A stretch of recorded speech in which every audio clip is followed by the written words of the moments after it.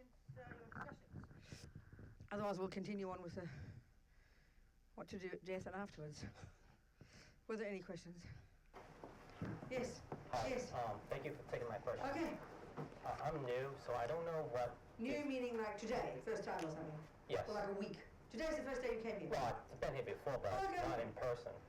Oh, I see. Okay, good. So the question I have is, what is purification? And how do you do it? Perfect. Very good question. Thank you. Okay.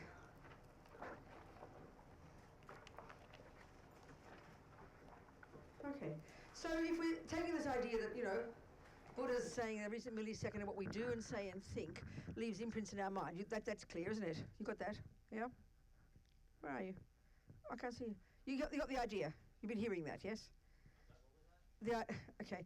The general idea about karma, the broad stroke kind of picture about karma, as you've been hearing, you were here this morning? Yes. Okay, good. And yesterday?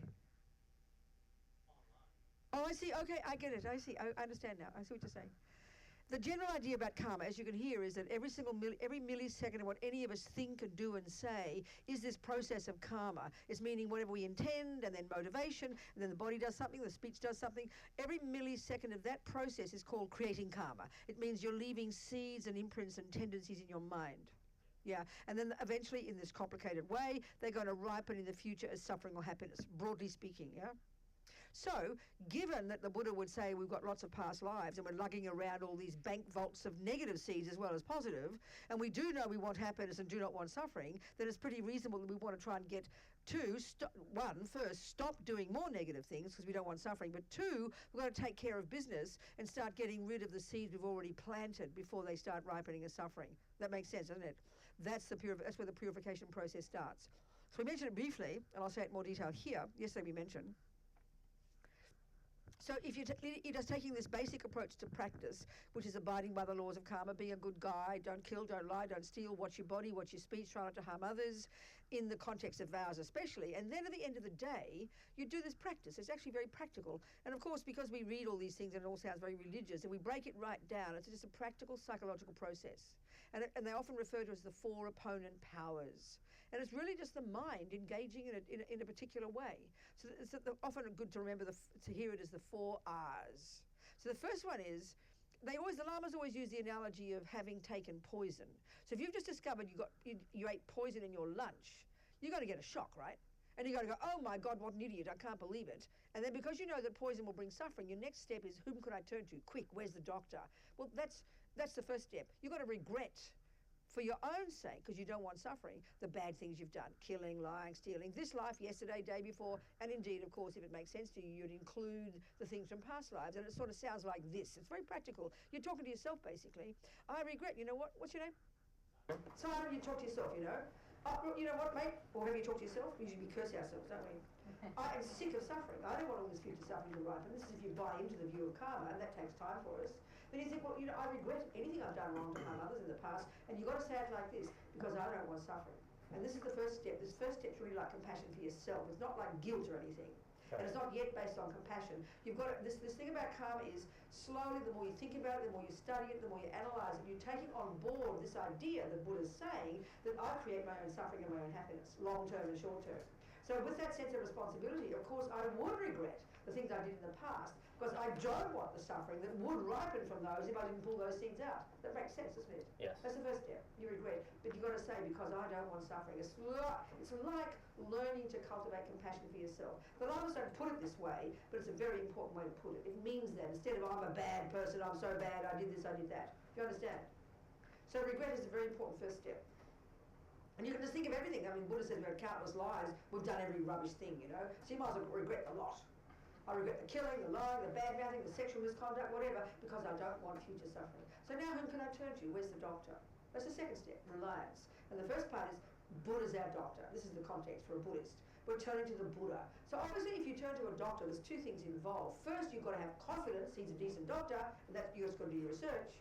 But second, the only reason you turn to a doctor isn't because you want just a friend, or they've got a cute nose. It's because you know they've got the methods you want. They've got the medicine. You want their medicine. You want curative or preventative, isn't it? Right. So that's why you go to a doctor. Well, that's why you turn to the Buddha. Not because he's some cute guy and someone says he's nice. It's because you want his methods. You don't want suffering, and you want his methods to help you fix yourself. That's the basis of what refuge means. So then in the way we do it, with this particular practice, we visualize Buddha in a certain aspect above our heads, right? And then you do a form of refuge prayer there or whatever. Or you can just think about it, doesn't matter. But the second part, under the heading of reliance, the second step, is now where you have compassion for others. Okay? You really think of others, those you've harmed, the people you've killed, the beings you've harmed, and whatever, even as current people that you're having a bad time with, you really have compassion for the ones you've done, bad things to. And then you think, I must purify for their sake, I have compassion. And then if you're brave enough, you can think of the people who've harmed you. And why you should have compassion for them is because they will suffer as a result of what they've done to you. That's the basis of compassion. It's up to what you feel, And you think of some immediate people, and then you're going to be in general, all the harm, the being I've ever harmed in the past, I have compassion for them, I must purify for their sake. Then you can do more than that, but this is the brief points, The third one is you then do a practice. So traditionally, in all the Tibetan tradition, all the lamas really praise the particular practice of visualizing a Buddha and saying a mantra. The practice is a particular one. So you do this third one, and there's many methods, the third step you can do many things, but this is a very particular practice all the lamas praise. And that would be visualizing, you'd visualize nectar coming from the Buddha, you'd say a certain mantra to purify, okay? Do you understand? Yes. And there's other things you can do. This is called the antidote. You can do anything there. So if you regret killing, a really good antidote in daily life is try and save creatures. Do you understand? It's the opposite. It's very practical. If you regret lying, you really make it, by attempting in your daily life to not lie, to tell the truth, that helps weaken the habit. But this particular formal way to do the practice, this third step, the antidote, is just a particular visualization and a particular mantra that all the lamas say is a really potent practice to do. You understand? Which is an antidote to the imprints. The fourth step is the most important in a sense, as Kurukulla says, and that is resolve, the determination not to do again. So basically this is like a psychological process that you're going through with yourself. Do you understand? And because karma, we create it with our mind. As Lama Yeshe says, we create negativity with our mind and leave the imprints in the mind. So the process of purification is most basically creating positivity with our mind. That's what acts as the antidote. It's really practical psychology. And in our daily life, it's the same. If you and I are boyfriend and girlfriend and I'm mean to you, I really have to make a decision to myself. I've got to regret having harmed you. I have compassion. I do something to, to purify, and I make a decision not to do it again. Because if I don't do that, I'll never change. Do you have to go through all those steps? Well, if you think about it, if you miss one, it doesn't make sense. If I've eaten poison, I've got to first acknowledge I've taken it, which means I have to regret it because I don't want suffering. Right. I've got to turn to the doctor to rely upon him. I've got to then apply the antidote, and then I've got to vow not to take it again. If any of those is missing, you'll just make the same mistake. And if you don't regret it, you won't do anything. You just think, you've got to start with regret. Then it opens the door to all those steps. It's very practical, if you think about it. And what's the difference between this and the Four Noble Truths? It seems like it's the same, isn't it? The Four Noble Truths is a vast teaching of the Buddha that he gave when he first got enlightened. It's all about suffering, its causes, cessation of suffering, and the methods to do it. There's an aspect of Four Noble Truths in this, but it's not the same. No, not at all. Okay. Okay? All right, Simon? Okay, good. Just in principle, does that make sense? Can you hear the concepts? Yeah, I do. What's your next question? Ben? It seems like it's just your mind. That's it, right? That's right. Okay. It is. I mean, we use our body and speech. That does the harm, doesn't it? Right. So we've got to learn to control them, but it comes down to the mind. That's the Buddhist view, yeah, precisely. Okay. Okay. That's why this process is really important to distinguish between this one and the one where we ask forgiveness. So like I was a Catholic, right? And this is where it's a very different point again. If I'm a Catholic, I have to regret what I've done, but I've got to turn to God and confess to him because he's my boss, and I've got to beg him to forgive me. That's the purification, isn't it? Mm-hmm. Do you see? That's not here. Buddha would forgive you. He's a nice person. But that's not what purifies you. You rely upon the Buddha, but you're doing the purification. Do you see? That's why in our daily relationship it's really important. We have this thing of I must be forgiven. That makes us a good person again. But let's say you don't forgive me. That means I'm a bad person forever. I get very depressed. Many of my friends in prison, they kind of feel what's the point of, I can't do anything. The person I killed, how can they forgive me? So they think I'm a bad person. Whereas this is not related to this process is not related to forgiveness at all. No one as Christians, we would assume that forgiveness is what purifies. That's the truth. But not here. It's you who purifies. So even though the person you killed, you can completely purify from your side. Okay. You understand what I'm saying? It's a difference, it's a big difference. And the way the Dalai Lama said one time, he was asked, what's the difference between regret and guilt? Now, we know the guilt one very well. He says, guilt, you look at the past and you go, I did this, and I did that, and I did this, and I'm a bad person. And then we just stay miserable. That's useless. Nothing goes on from there. You just sit there in your misery. That's like saying, oh, I'm a bad person, I ate poison. And every day you keep saying, I'm a bad person, I ate poison. And you're getting sicker and sicker, because there's no action coming out of that. But if you go, regret, as His Holiness says, is, I regret. Similar one, regret, you look in the past. I did this, I did that, I did this, but then you say, what can I do about it? It's very proactive, very optimistic, positive. Like, oh my God, I ate poison, quick, what can I do about it? Rather than I'm a bad person. And we're very addicted to that, So we've got to constantly change it, Do you understand? Yes. Thank you. Yes. Related to that, if you know that you've eaten the poison, but you don't know this specific antidote, how do you know what antidote to... You do. That's what the point. The Lamas praise the Vajrasattva is the main antidote. That's the point. That's what they're saying. That's why this practice is said to be so powerful. Any of the practices using the Lamas, visualizing and reciting mantras, are the antidote for everything. But you won't have the 4 steps. Each is necessary. But they say this is the best practice for everything. Do you understand? You look like It seems too easy. I know, that's right, because you know why you think that? Because we love guilt. You love to think you're a bad person, and it can't be that easy. That's what we think, precisely. But don't think it's because the first time you try to chop down a tree which is 400 feet high with one whack of the axe that it'll fall down. It doesn't, dear. But the steps are simple. You're going to keep doing it until eventually, and then finally when you realise emptiness, that's when you really purify everything. So this purification practice is like putting a forest fire on the weeds. It doesn't pull them out, it just stops them growing. Only when you realise emptiness that they stop. And of course we have to think about that, it seems a bit abstract. But it's those 4 steps are powerful. And it's the mind, honey. As Simon said, it's the mind. Whereas we tend to think negativity is inherent and innate, and it just can't be enough that I'm sorry, I'm doing it. Nah, I'm still bad, come on. We love to think that. Do you understand my point? I remember even one time in New Zealand, one girl had an abortion because she was scared to lose the boyfriend, and then she just suddenly discovered he didn't care, and she was devastated. So I said, well, you should do some purification. She said, no, I don't deserve it. Do you understand? It seemed like she was getting off the hook, and she has to suffer, she thinks. That's what guilt is. Guilt thinks we have to suffer. Do you understand? Mm-hmm. Like you just said, can't be that easy. It's very interesting, isn't it? Well, it's Catholic upbringing. No, don't blame the Catholics. You got born a Catholic because of your tendencies. And Catholics have that view. So it's a viewpoint, it's a philosophical viewpoint in our mind. It just fits with the Christian teachings. I never had guilt, so don't blame the Catholics. I love being a Catholic. I had no guilt, I didn't have guilt. So each of us has got to know a style, Do you understand? Mm-hmm. Yeah. Along with this purification question, when you're doing the Vajrastava, after you say the mantra, you're supposed to picture Vajrastava, and then he melts into you. Yeah, that's the final step of it. Yeah. So is that the point of purification? No, it's not. There we go. It's not, darling. It's not. That's coming from the tantric. That's coming from all the Vajrayana practices, where you. In general, the practices in Vajrayana are quite different. They're related to imagining the Buddha outside you. It's like a process of becoming enlightened. First you imagine the Buddha outside you. Different practices, different things, but the essence is the same. Then you visualize certain things happening and you purify, and then you visualize the Buddha absorbing into you, and you imagine you become oneness with the Buddha. It's like practicing becoming the Buddha. And of course, when you do that, you then meditate on emptiness, that you're one, the Buddha the same. There's a whole elaborate kind of procedure which is part of the deity yoga practices in Vajrayana. Should I not do that because that seems like it's more advanced? It is more advanced. You don't actually visualize you become oneness with the Buddha until you've received initiation. That's right. So there's that one little yellow book. I know, it's what does it say in there?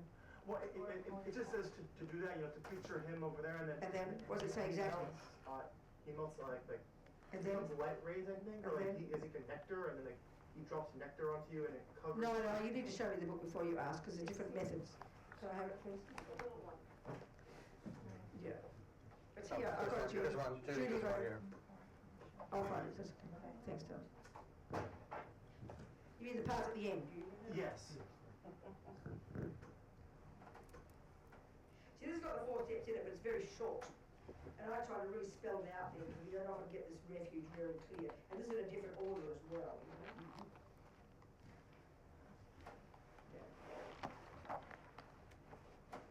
he adds thinking about, impermanence here. It's a bit different. But the essence of it's the same.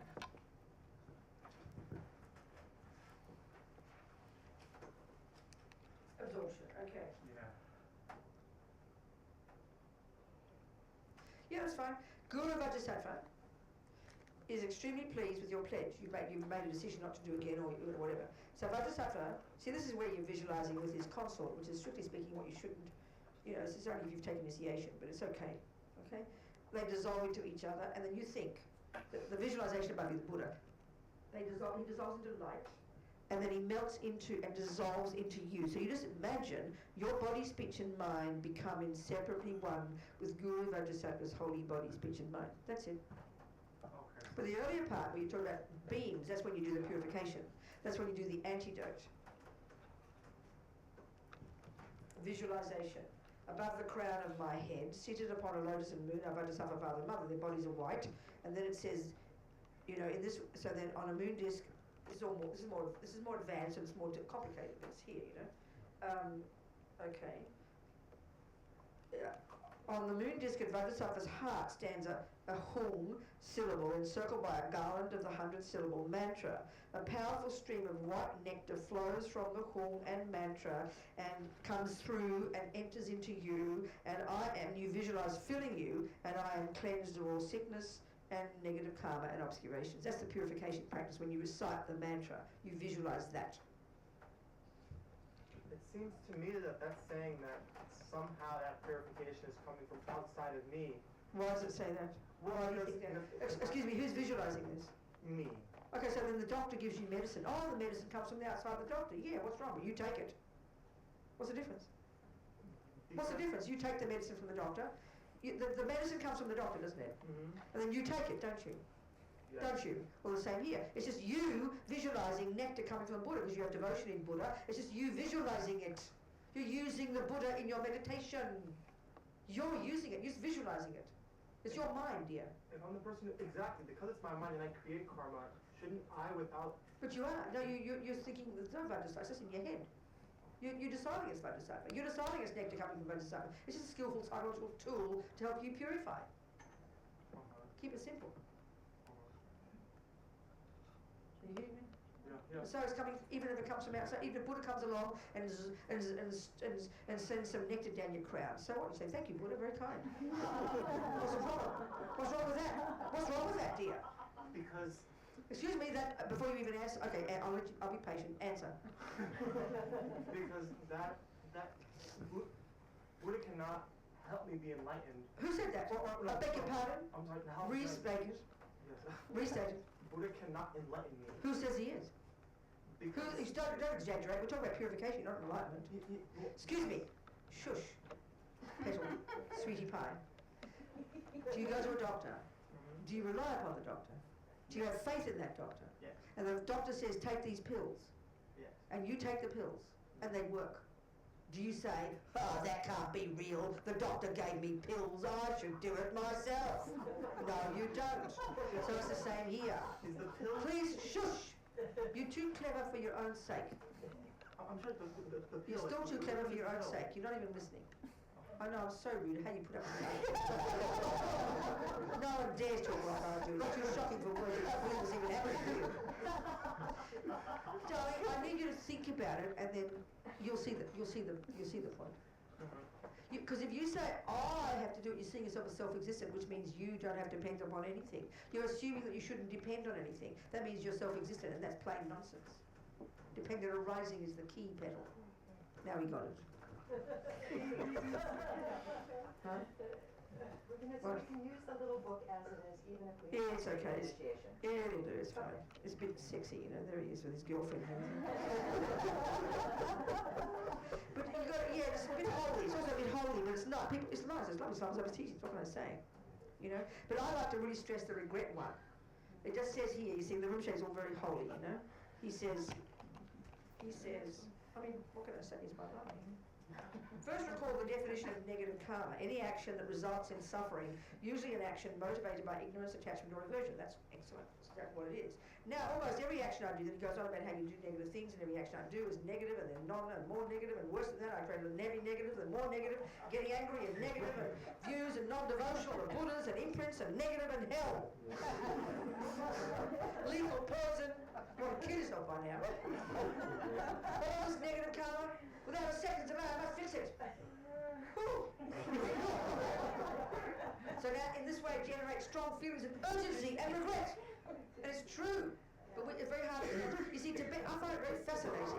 When you read Tibetans, especially because some of it's like 10th century, you know, they are more fundamentalist in how they talk than the worst fundamentalist Baptist, you know, or Muslim. Oh, really? It's quite shocking. It's their style. So it sounds like hellfire and brimstone, how they talk. So it's really got to learn to hear the meaning behind it. It's quite hard because we get so much guilt we can't believe it. Panic attacks, you know. So anyway, yes, it's a fine booklet. Blessings from Lama's over. Go for it. Are we clear? Good, darling. Yes, sweetheart. Is your PDF from the Vajrayana weekend you gave 2 years ago still available for us to download? Yeah, absolutely. I can. Yeah, I think it has to be. I'll send it to somebody here, Sean or something. And I've got a Vajrayana practice in there, but similar to this, but a bit more detail about what you think when you do regret. It's important, you know, to remember that you're regretting like poison because you don't want the suffering. It's like instead of guilty, I'm bad. It's like because I don't want suffering. It's like intelligent. Yes, I think it's still there. I can send it to Sean or another variation of it. I can send it. Yeah. Yes. Just before the lunch break, you mentioned you were talking a little bit about relative karma, and you used the example. Relative karma? Well, karma being relative. Karma being relative, and you used the example of you eating a peanut and getting nourished, That's and right. someone else eating a That's peanut right. and dying. But the living or dying isn't the result of that action. Of course it is. It is Sorry, what? Sorry. Living or dying is not what? the result of that, Which action? of eating a peanut. Isn't that? No, that's just the condition. The cause of dying is past killing. The cause of why a peanut harms you is because of past killing, but the complete karma comes and you die. Well, everybody who eats a peanut dies. So the peanut is the cooperative cause, is merely the cooperative cause for that karmic seed to ripen and you to get sick and die. The past karma is the main cause of how come a peanut even harms you, and a past karma of killing is the main cause of how come you die now. Yes, that's how it works. The present condition, like the car accident or the peanut, are merely the condition that activates that karmic seed. That's how some people have a car accident but don't die. It's the result of karma, but not a complete karma. That's why some people have bad food, they just get a bellyache and don't die, you know. But it's the result. For past action is always the main cause, and the present condition is the secondary cause. That's the way to think about it. You see? Do you understand? I mean, You sure? You look like puzzled still. I'm in a puzzle on it. Okay, good. Okay. Okay. So yes. Just a question about rebirth as an animal after Yep. a human life, Yep, and vice versa. Yeah. You mentioned something yesterday about the fish that was, or the bird that was fishing with great focus, and it would indicate that you thought that been a yogi before with great concentration and depth. Well, you've practiced concentration, obviously. Yeah. As a who knows what. It doesn't have to be maybe not a yoga in men like that. But you obviously practice concentration. But it could well be that it's been misapplied. Okay, so my Wait, question, go on. so I get that. You go. My question is, even though it's not a perfect continuum, it kind of. Sorry, what a perfect continuum? What's that? The karmic progression through lives toward Buddhahood. Once one begins to meditate, doing spiritual practice, it would seem barring something dramatic, it would be hard to lose it. Rubbish! Is that true? Okay. Oh no, if it were that easy, we'd be so all in heaven. This is extremely depressing. But the more we understand Buddha's view about karma, the more we understand about what a negative thought is and what a negative action is, the more we understand how we lug all these karmic seeds around, the more we understand attachment, the more it'll make sense when we hear that the vast majority of all humans on the planet now, when they die, will go to the lower realms. The vast majority. It's not illogical, I'll tell you why. Look at the fisherman. He's been in the lower realms in the past. He's completed the main karma of killing. But he didn't actually purify the tendency to kill by vowing not to kill. And guess what? He gets the miracle of a human birth again, But he has a tendency to kill. Look at most humans, they kill something. Where do you think it's going to send them? To the lower realms again. That's the tragedy, it's what we've got to purify. It's not enough just to finish the karma. You've got to regret having done it and vow not to do it again. Then you wake up next life with no thought to kill. That's the terrible tragedy. We've had countless lives in the past. We've been highly realised spiritual practitioners. We've had clairvoyance. We've had the power to see the past and the future. We've had the power to fly in the sky. We've been wish-fulfilling jewels and kings and queens and riches of the universe and millions of lives. We haven't realised emptiness, so we've lost the plot. 1,000,000 times we've lost the plot because we haven't removed all the delusions from the mind. Good. It's kind of a massive view, the text. It's also kind of intense, you know. Isn't it? Don't get depressed about it. Just have confidence and persevere, you know. Yes. I'm trying to open a space inside of me in language about the nature of your transmission of teaching today, about the nature of uprising, dependent uprising and intelligence in the nature to realize emptiness. So the emptiness, if I translate in French, I have to be very watchful of the moment, the motion of something empty and something void and something vast. But it's not even something, because it's everything come from the mind, and we make mistake, and we recognize those mistakes inside of us. So this dependent arising, the arising, is like an arrow that call you, no? I'm trying to see that in French. I know, but that's not what I'm meaning by those words. You're putting that meaning onto it. I'm a little bit lost now. That's why I'm asking you about. So dependent arising simply means that everything exists interdependently. Okay. Everything exists in dependence upon something else. Ego thinks that there's something that's reified and set in stone and separate and holy and there and concrete, and that's the opposite to dependent. And the Buddha says nothing can exist like that. So empty really means that fantasy I doesn't exist.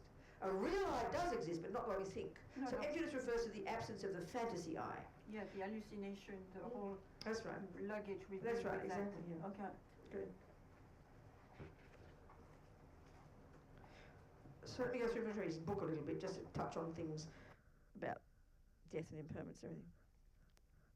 So, you know, the first part is, you know, like all the bits about what happens at death. Everyone dies, no need to be afraid. Death is easy when we give up attachment. You know, getting ready for death by living life with a good heart, all this background stuff. And then there's the actual what goes on. There's what happens at death, that's the actual process, the 12 links of dependent arising, like we talked about, craving and grasping at the time of death, and then the 8 stages of death. And then also death is what the yogis have been waiting for. This lovely kind of inspiring chapter about how the great meditators have spent their lives with concentration, with meditation, with purification, understanding emptiness, got lots of wisdom and compassion, and they're able to go through the process of death with absolute control and get to the very subtle level without losing the plot. And so they can meditate then, because that's the most potent level of their mind, like the microscope of your mind, that's capable of seeing reality and removing all the rubbish. That's the most precious time. That's when the mind is most subtle, most capable. And they're able to use that. And they can stay in meditation for days and weeks if they have to, you know. Looking like they're dead, but they're not dead, you know. It's very interesting. Very sweet chapter there. Then is the, you know, then all the practices. What to do the weeks and months before. And all the practices are divided into different things, you know. I mean, because Rinpoche's got so many practices, it's overwhelming. But there's so many things we could do.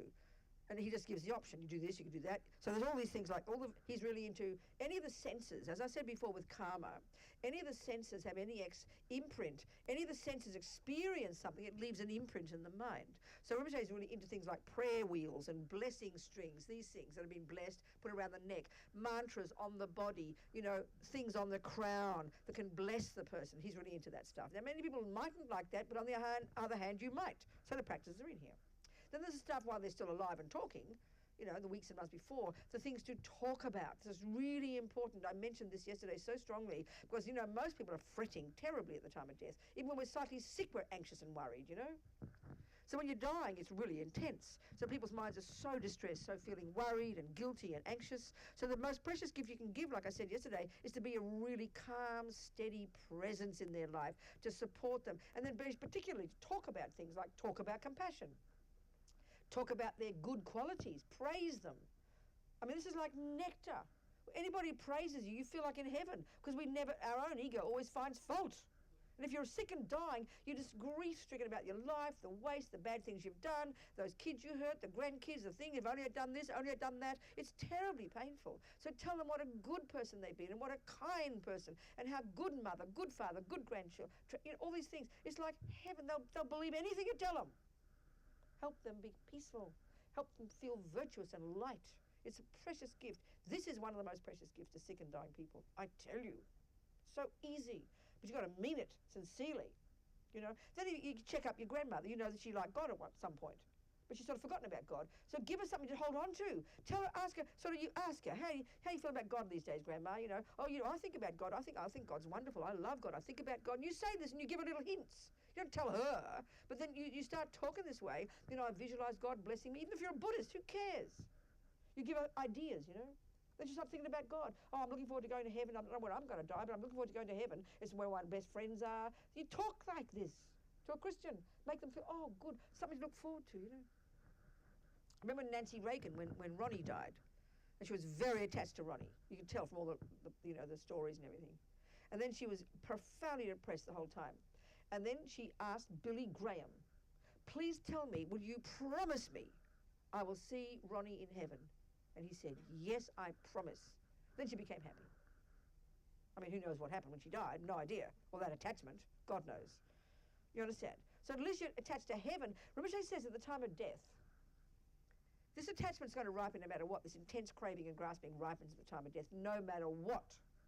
So he says at least, for us, at the time of our past death, he said this, at the time of our past death, he says, we can say that when this craving and grasping were triggered, because they trigger for everybody at the time of death, we must have been, what was one of the triggers for us to get the human body is that we were grasping at it. We were attached to getting a human life. It was one of the conditions that helped us get a human life.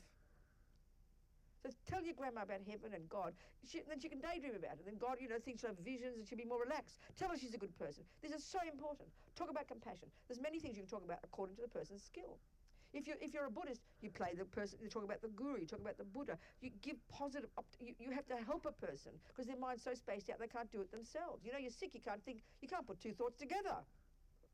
You'd have tape recordings of teachings. You'd have tape recordings of your practices. So even though they're asleep and dreaming, it's all going in so powerfully, you know. Even when you're unconscious, don't be surprised. I remember an old friend of mine in Sydney, she tried to kill herself. And she was in the hospital. She was old. And they said that she wouldn't come out of the coma. And she'd known all the lamas, around the lamas for a while, you know. And then I went to the hospital every night, late, and would just sing mantras in her ear and talk to her. And every now and again I'd say, her name, Mary, let's say. Songsa Kensei Rinpoche is praying for you. Mary, His Holiness Sakya Trinzen is praying for you. Well, she came out of the coma eventually. Nothing to do with me, I'm just saying.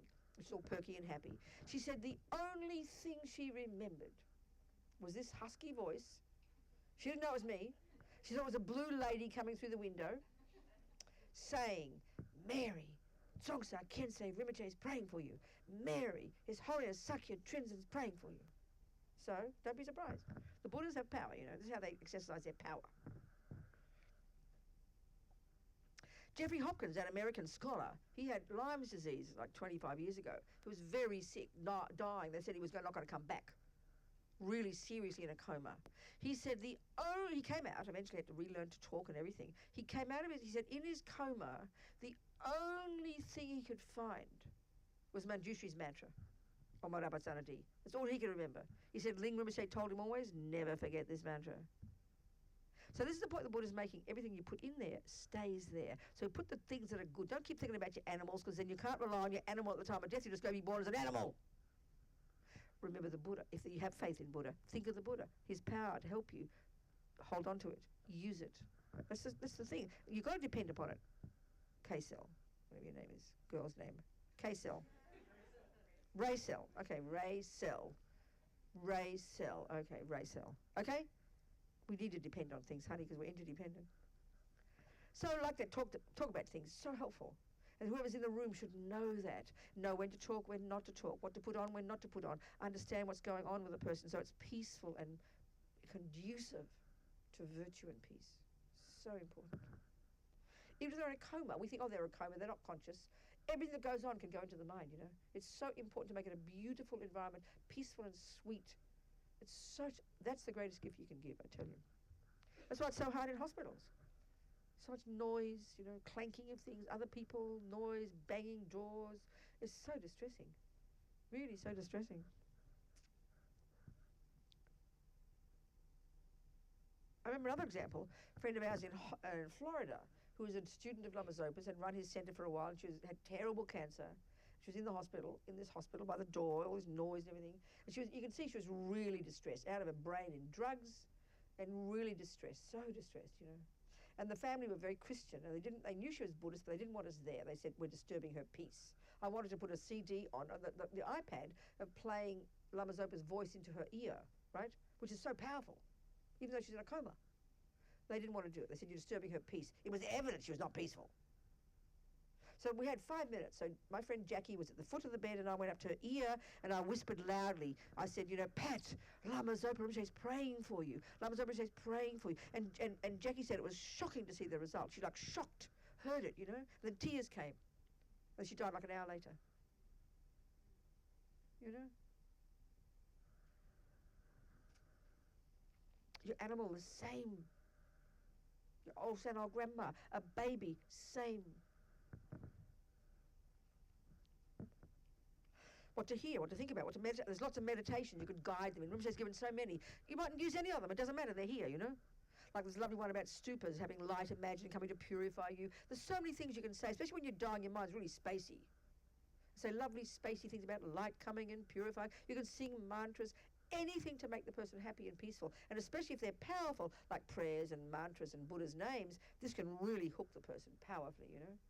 There's also this whole text written by Tsongkhapa, as I said yesterday, that is a whole kind of, I mean, for us, again, it's like science fiction. This description of Amitabha's Pure Land. It sounds like hilarious. All these crystal things and birds emanating sounds and dharma and trees and this. It's like unbelievable. You can't believe it, you know. But if a person has faith in Amitabha Buddha, you read that, that'll connect into the Amitabha Buddha's Pure Land, you know. Are we communicating? Then, you know, especially too if they've got a practice, you need to do their practices for them. Either have them on a tape recorder, you know, or you do their practices for them, because their mind can't control, their mind can't hold anything. Just let them hear it, go in and out of consciousness and hear these things is so beneficial. And especially purification practice, a whole series here Rinpoche says to do, you know. And there's so many things here, but you choose what to do. You can choose the ones that are useful. Yeah. Where? Yes. What's the question, darling? Go, go, go.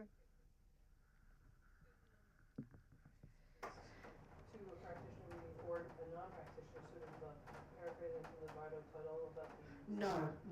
That's really easy. That's fascinating. Okay, for some people it depends, but that's a fascinating thing that book came out. What's it called? That's right. This is just some little text from some esoteric tradition on what happens in the Bardo for a highly realised being. And for some reason it captivated the West. I don't know why. You know? It's one tiny text. Most ordinary Tibetans have never heard of it. There's millions of texts out there. For some reason that captivated the West. So it's highly complicated, highly complex. That's all the karmic visions of a meditator. Seeing the deities and all the wrathful deities and seeing it as, that's really highly evolved for a person who knows what's going on. Much better to read their practices and read Chen Reisig and say the mantras, things that can make sense to them, you know. Great yogis, that's different. Do you see what I'm saying? Yes? I imagine when one is in a coma or is passing, it's not so easy to just simply take the guidance of don't forget this mantra. Sorry, what? Well, who says don't forget this mantra? You said... I did not say that, ever once. No, you said one of the lamas had said that to Jeffrey Hopkins. Well, it's different. That's right, he said that and he didn't forget it and it was in his mind. So, my question is, if someone has done a mantra for 30 years, Sorry, what?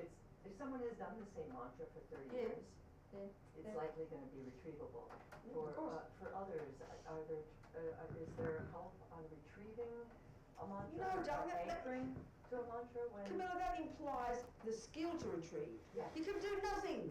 You can do it when you're unconscious, honey. You're not a yogi. You can only rely on what's in there already. So if it's cats and dogs and sex, you'd be in trouble, won't you? So you better stick a few mantras in and hope you can retrieve them. If you're capable of retrieving, you're a high yogi. Don't worry about it. Are you seeing what I'm saying? If you're in a coma, darling, you can do nothing. You can only rely on what's prevalent in your mind. That's why people have nightmares and hallucinations and God knows what, you know. Do you understand? They do. Was Jeffrey Hopkins developed? I have no idea about that. All he remembered was on Monday, or about Sunday. That's what I'm saying. That's all he remembered. All he could find was that. That's all Judy could remember, those words. She heard the words, they went in. Nothing else. The nurses and doctors were every single day there for weeks doing things. Talking, chatting away. She remembered nothing but those words. So it kind of shows something, doesn't it? Okay. That's She was right. being helped or she was able to retrieve it. Yeah. Okay. Could it also be that you might have been doing, well, part of the practice of the powerful mantra where your words have that effect as well? That I'm lost. two conditions? Start again, darling. Well, okay, if you're doing the daily practice where your words are purified by the, the morning prayers, No, I'm lost. For speech? Start again, darling. the purification of the speech mantra, if you're doing that, that could have helped her as well, right? The two conditions meeting. Blessing the speech? The blessing of speech mantra, yeah. Yeah, sure. Depending on arising, yes. Yeah, Of course, we have some karma. We must have, yeah. That's right. So, okay, come on, let's keep going. The practices to do during the hours and days. Now we're getting really close, you know, the hours and days, not just the weeks and months. But you got to know what's going on, you know. So there's things to do the second the breath stops. That you've got to know certain things to do. Let's just go there, I'll tell you. The moment the breath stops. First of all, don't touch the body. Now the loved one's breath has stopped, apart from putting the blessed substances is one of the things. You have these different blessed things you can put on their crown, different things like that, you know. Apart from doing that, so it's possible that touching the wrong part of the body before the mind leaves can disturb the person, causing their consciousness to leave at that point, like I mentioned before. So the first thing they do, this always sounds hilarious to us, you shout in their ear their guru's name. It's very funny, isn't it? I mean, shouting is necessary because their consciousness is gone. That's even a person who's in a coma had to shout. I told you the one who was sick yesterday. I mentioned the one out of their brain in a coma on drugs, you know. And you can see he was sort of there deep down. And I shouted at him. So I said, "Can you hear me?" And you could feel him kind of coming out of it to touch me. And you had to shout because otherwise you'd sink into oblivion again, you know. So I had to shout the medicine with a mantra. Do you understand? If you want to shout it, you can hire me. But here, the last thing, and this is, of course, this is tradition, but it has logic to it. Don't see it as superstitious, you know. I mean, you can shout the mantra a minute before as well. But the time now, because the time of the breath has stopped, your consciousness hasn't left yet. But it's the end of the gross consciousness, you know. The first thing you should do, they say, shout loudly in their ear the name of their guru, or the Buddha, whichever one they like, or God, or Jesus, whoever you like. Another one is to touch with blessed substances. You can have a poa pill, an inner offering, all these different pills. You can get them, you know, from different centres. You stick it with butter, and you stick it on the crown chakra like that, back here. That's another thing they do. Many people won't do that, but you can do that.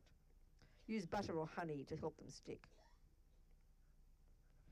Then you can, now the very next thing you'd do is you'd get, you know, if you've got to connect with a monastery or a centre, you'd get them to do practices. And this is the time when if there's a lama who's got skill, knows how to do the transference of consciousness practice, which is called poa, you'd now get the lama to do it.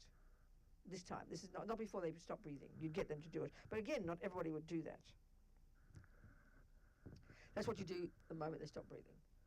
Also, you'd have mantras on there. By this point, even before they're dying, you have mantras on the skin, on their heart chakra, on their crown. You have texts on their crown. Rinpoche is really into these things, and all this is in here. And again, it's up to individuals what you want to do. Then the next scenarios, as I said to you, is what you do now once your loved one, the next days. So the first chapter is what to do if your loved one dies at home. So there's all this typical series of endless practices Rinpoche recommends, but you do some or all of these. It's up to you to decide based on the person, what they want themselves, what you think is best.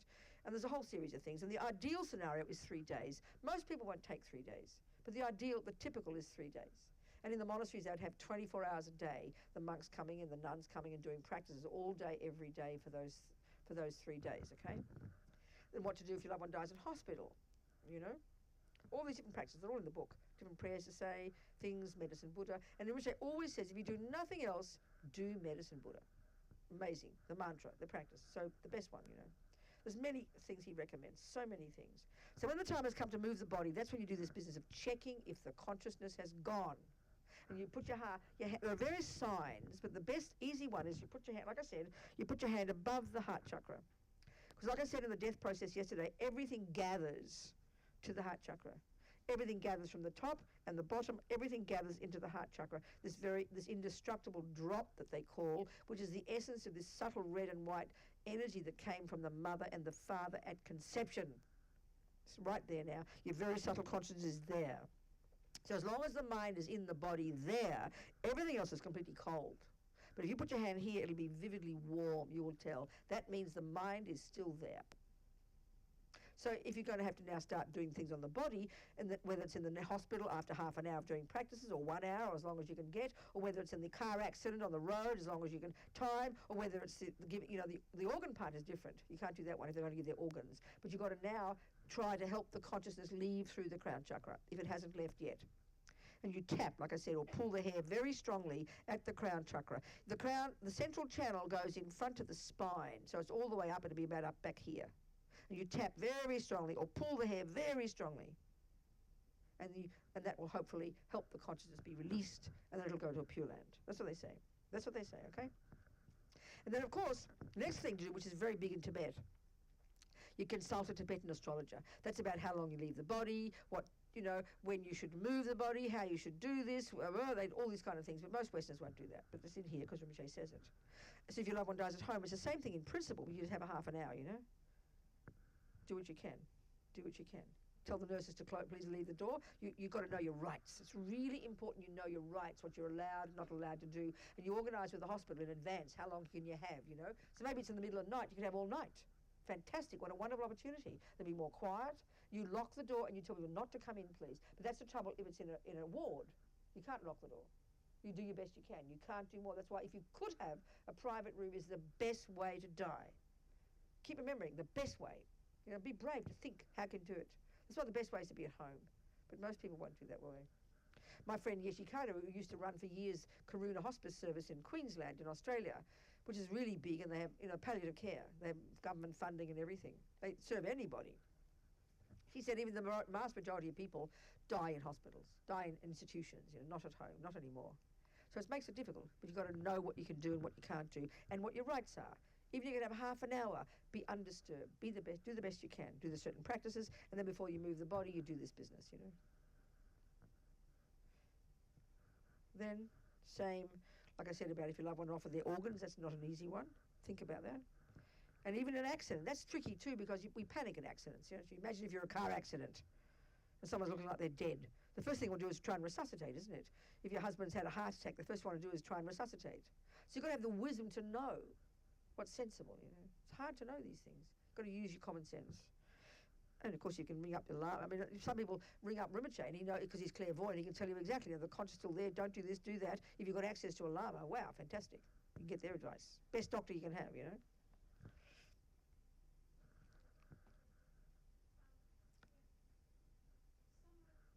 Be resuscitated no matter what.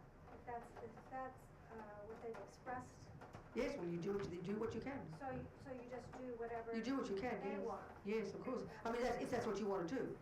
If you think there's still a chance for them to be kept alive, well, of course, that's good. There's nothing wrong with trying to keep a person alive if it's possible. So you have to trust your doctor's advice on that, I suppose, wouldn't you? They know whether there's any chance. Wouldn't that be true? Yes. That would be my logic. Yes. It's always good to tell people a person to be alive. Fantastic. Yeah. So what if you don't know whether? Well, that's the trouble. Who knows? That's the trouble. Especially if you're not a doctor and you're not clairvoyant. Who knows? It's not an easy choice to make, isn't it? It's not easy. Necessarily not easy. So many practices. All this here. So then, of course, there's a lovely scenario that if your loved one has high realizations, is meditating at the time of your death. Well, basically leave them alone. They know what they're doing, so leave them off. Don't do anything. And sometimes, if you have such a thing as a yogi auntie or something who's meditating at death, you leave her in peace. Close the door and leave her alone. But there's more to there's a lovely story here about Lama Yeshe, Very sweet. So, as I mentioned in chapter 21, Lama Yeshe passed away at the Cedars-Sinai Hospital in Los Angeles, a wonderful hospital. Before Lama passed away, the nurses were watching intently throughout the night. The moment Lama's heart stopped, people rushed in with a defibrillator and wanted to try to get it started again. It was all very hectic in the room. I had checked with Song Rinpoche, this is one of Rinpoche's gurus who'd come especially from Switzerland to help Lama, to help Rinpoche. He said to do everything possible to save Lama.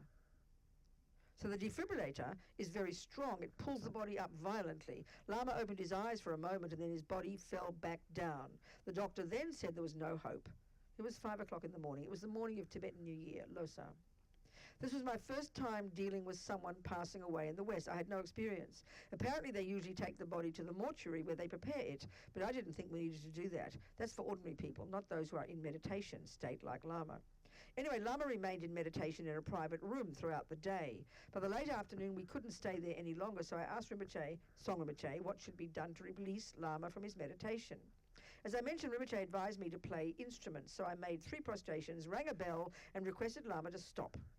I also recited the prayer to be born in a pure land from the Vajrayogini practice, and I touched Lama's crown.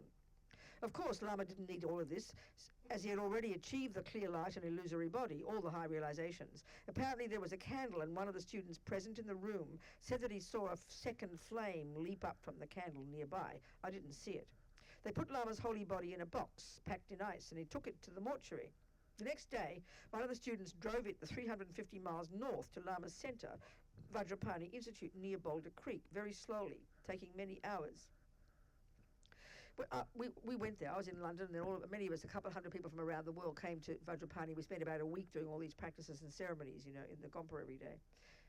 When they were preparing Lama's body for the fire puja, Lozang, who had been one of the monks from the first Gelug monastery at Bodhanath in Nepal, and who was familiar with the rituals, reported to Song Rinpoche that even though the body had been lying in the coffin for many days at Vajrapani, Lama's limbs were still flexible, and that it was only when they prepared Lama's body that the white bodhicitta came out. Like we said yesterday, one of the signs the mind has left the body is the red and the white bodhicitta leave through here or through the sex organ.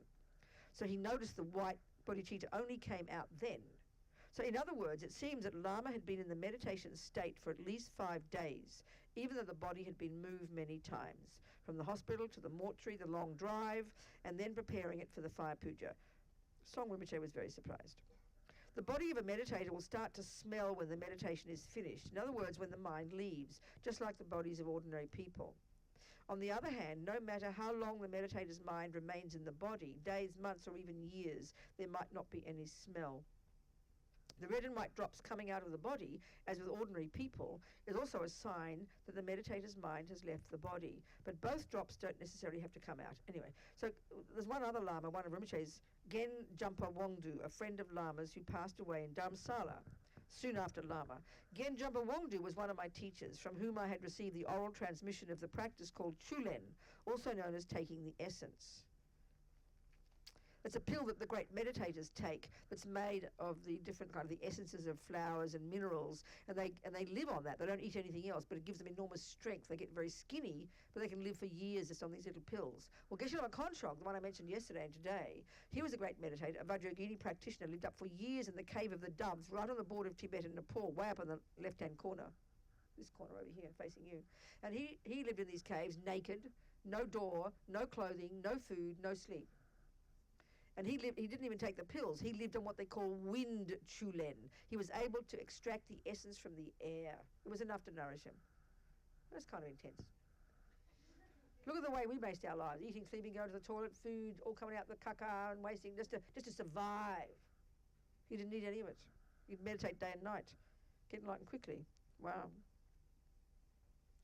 So he lived on, so yogis in isolated places make pills from the essence of flowers and minerals, and they can live for these in a long time. Anyway, after bringing Lama's relics to Switzerland for blessing by Song Rinpoche, although of course Lama didn't need that, I went to Dharamsala for the teachings from His Holiness.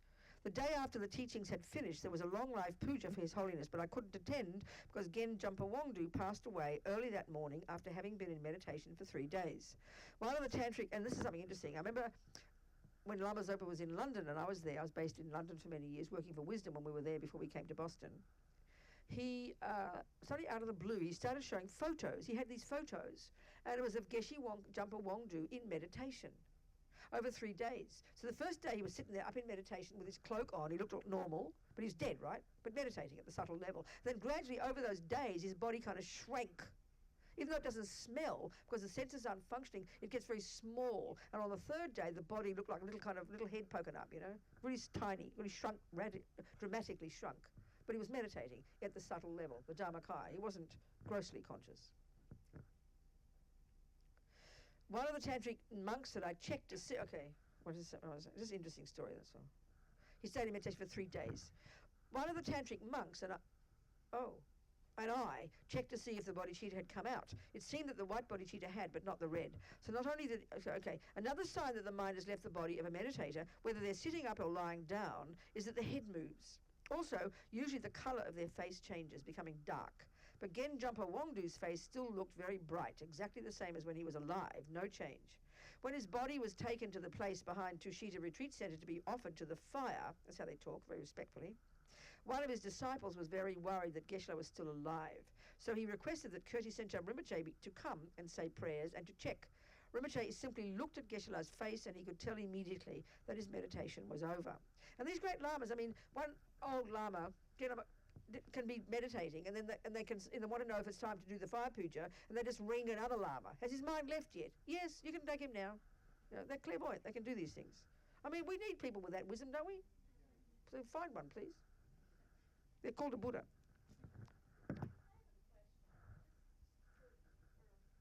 Ordinary people. I get it that, you know, when you're, like, if you should die in the hospital, you will not probably have the luxury of a 3-day thing. You'll be lucky to get a half an hour or an hour. That's right. And I get the point that you don't touch the body, whether it's for half an hour or an hour. That's right. But then you mentioned something about pulling the hair. That's right. Now, is this on an ordinary being, or is this for the... No, everybody, honey. So do you understand touching them?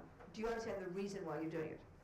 Of not touching them? No, do you understand why you're pulling the hair? No, Okay, that's what you missed. Okay, good. I did say it, but I talked too quickly, so I'm sorry. Okay. Remember I said yesterday that the consciousness can leave through different places in the body? Correct. You remember that? Yes. So if it leaves through the crown, it goes to a Pure Land. Right. So you want it to go to a Pure Land, baby. Okay. Very simple. And That's the reason. That's the simple reason. okay. And that's why I say do not kiss them, because if the consciousness leaves through here, spirit realm, hungry ghost. Okay. So leave them alone. And don't pat their bottoms. Because that means if it goes to the sex organ or the anus, they're in big trouble. So you're going to do anything, tap on here. Go and touch them, tap here. Best, don't worry about it. Best, bang them there. Do what you like, you know. Get the conscious to leave there so they can go to Pure Land, darling. Okay. That's the reason. Okay. Are we communicating? We are. Good. Okay. You sure? Absolutely. Good. But not all the time's ready. You can't force it, but give them a surprise. They get too shocked, you know. Give them a break. Do prayers first, let them sit there quietly, and then when they're going to be dragged off and cut up and cleaned and do whatever they do, then, you know, you can get their mind to go. Then it's fine. The body's the body then, it doesn't matter. Have it for Yes, darling. Go. Not touching the face. I'm really concerned about my father because of the rare disease and he might not have much longer to live. And my mother's his main caretaker. And when she was hospicing her mother, Yes. she's a person who likes to kiss a lot. That's right. She told me she kissed her face right after she died. That's right. And I'm concerned she might do that with Of course she would. Very likely. She'll give him a big, fat, sloppy, wet kiss. And because I don't want my father I know. to go lower either. But precisely, dear. But, I don't know what to do. What can you do? You can't if I put have your... a karma, maybe if I... Yeah, do what you can to put blessings on and put mantras on. And maybe you can tell her, don't kiss him. Just let him be peaceful, Mummy. I mean, Mummy, she'll listen. Does she love him? Yeah. Well, she's probably attached as well. She'll do what you say. You be a boss. No, Mum, don't touch him. Let him be peaceful. It's best. Let his soul. Is she bringing souls or what? So, yeah. Okay, let his soul leave. Don't disturb him. She'll trust you. She'll trust you. She'll trust you. Tell her, touch his head. Kiss his head. That's okay.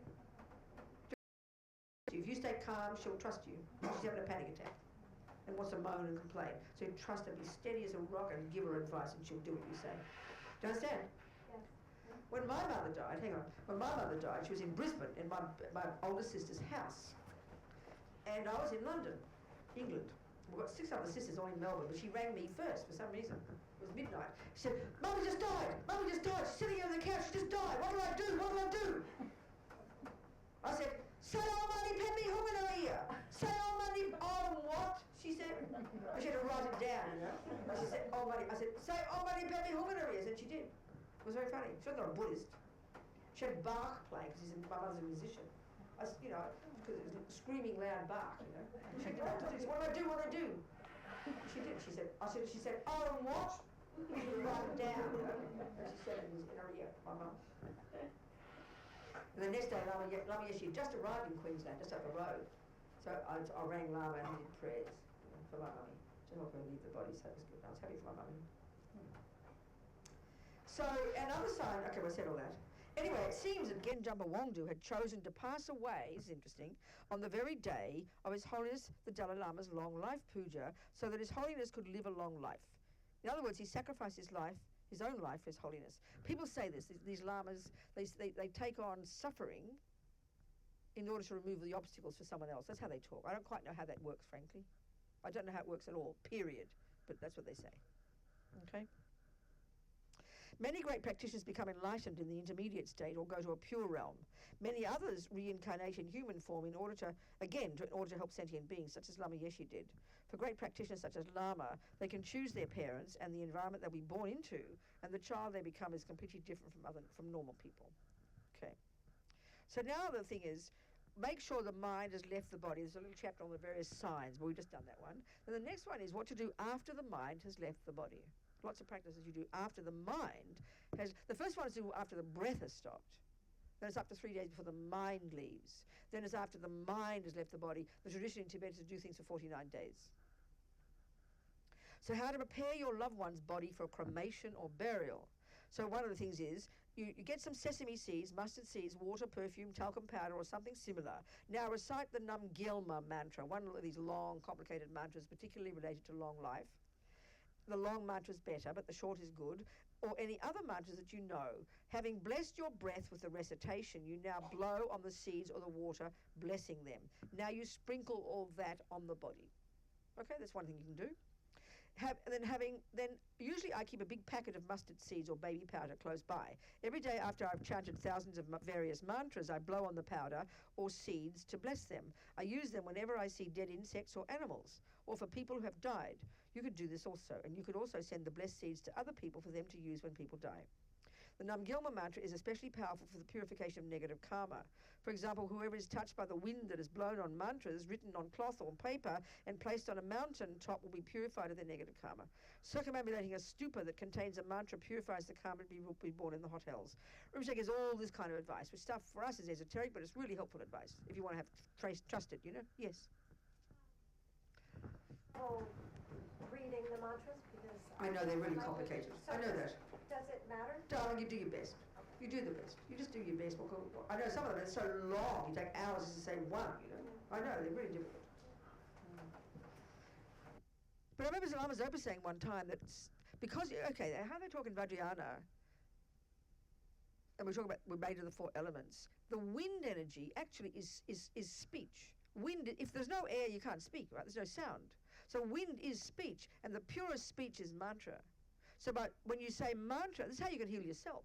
Because it's physical, mantra is sound, and because it's wind, you're blessing, literally purifying your own wind energy, not to mention your speech. And that can help you heal illness. So then you can use that to heal others as well. It's very common, the lamas. Lama Zopa was in Tibet in 87 with a whole group of people. And these Tibetans, they can recognize a lama from 1,000 feet. You know, they can see. They're mobbing him every day.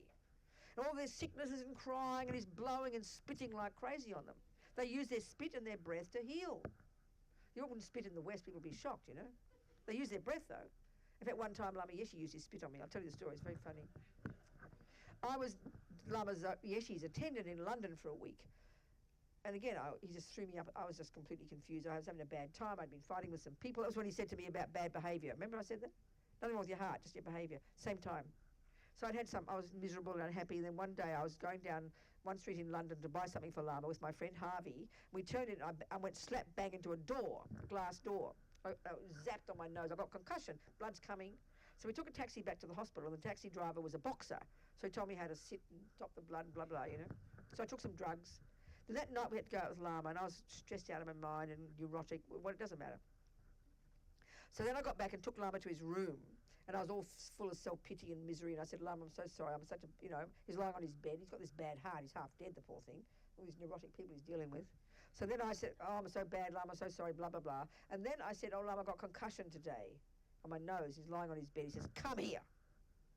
So I came. Kneel down. So I knelt down. Close your eyes. So I did. And then he spat on me. And of course, he laughed. He said, that's what we do in Tibet, he said. He said mantras to heal me, you know. And of course, if I'd had my eyes open, I would have ducked, right? So I was so honoured. I thought, oh, I walked around telling him, oh, Lama spat on me. Lama spat on me. It's so funny. It was so funny, I tell you. So I don't get nervous when somebody comes up and spits on you. They may be trying to heal their holy being. They can see you've got problems, you know. Anyway. So you can bless your loved ones. Oh, sorry, in the middle of saying something. You can purify your own body, your own healing, your own speech, and your body, because speech is matter. So even Lama's ever said, you can have a bone that's 1,000 years old. And you say mantra, and you blow on the bone. Because of the connection between that bone and the sentient being whose body it was 1,000 years ago, there's a karmic connection, you know. You saying mantra, blowing on that bone, that can help the consciousness wherever it is now. So if you're going to go to the fish market, you mightn't buy them, go blow mantras on the fish. Okay, but you do it carefully, people get upset.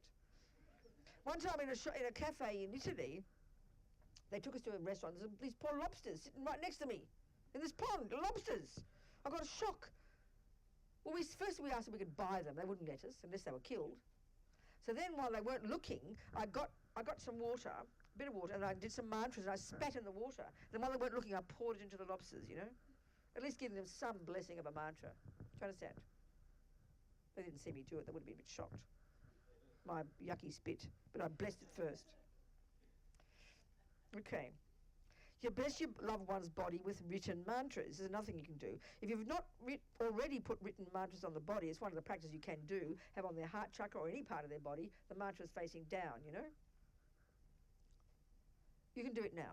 So you could use the 11 mantras, there's all these little mantra cards and things, it's in the book I think, and different mantras, anything you like, but put them on the chest. Or you can put rolls of mantras on the body or on the head, you know, because mantras come in these rolls. You can roll on the body, or you can roll the mantras around the body, wrap the body in mantras. Rinpoche says that Courtin Rinpoche used to do that in Amdo, using Mitugpa mantras. And you leave the mantras there when they burn them, you know. Very beneficial. And then he says, remember, if the body's to be buried, make sure you keep some nails or hair. A little of each is enough to be blessed in the jangwa. And if you've got ashes, you keep just a little for the blessing. So now the funeral service, you know, you can invite a lama or a monk or nun to lead the ceremony, or any of the practices recommended. All these practices, you can do any of those. You start with motivation, then you talk about impermanence and whatever, you know. And you offer lights, or you can do the medicine Buddha, or you recite the King of Prayers, all these things, right? Different things. So then Lama Yeshe's funeral, I'll read this too, it's very nice. So then, as he says, you know, we bless them all with jangwa, the nails and the ashes, and that's another practice in a second, I'll tell you about that. So this is what I did with all Lama Yeshe's relics after the offering burning puja at Vajrapani Institute in California. I took them to Switzerland and asked Song Rinpoche to bless them with jangwa. Again, as Rinpoche always says, of course, as I mentioned before, because of Lama's realization, he didn't need that. The relics, okay, so what they did was, that after this fire puja, they call it was like takes several hours. Song Rinpoche came again, many other lamas came, a couple of hundred students that came from around the world at Vajrapani when Lama passed away in 84. It'd be about a week, and then they put him in a chair. They have to wrap him in the chair, put special clothes on. They tie him in the chair. They carry him up, and they built this kind of square, the base of a stupa. It's a special kind of fire puja stupa. You know, the base part. They put him in, put wood and fire and lots of oil on top of him. Then they build up this cone shape on the top part with holes around for the air to come out and at the bottom. And underneath on the square side, there's 4 holes each side. You know, 1 hole each side. And so then you start feeding. That's how you start feeding the fire. So to start the fire puja, They had to get a person who's not a student of Lama Yeshe, because to burn your guru's body would be quite heavy, you know.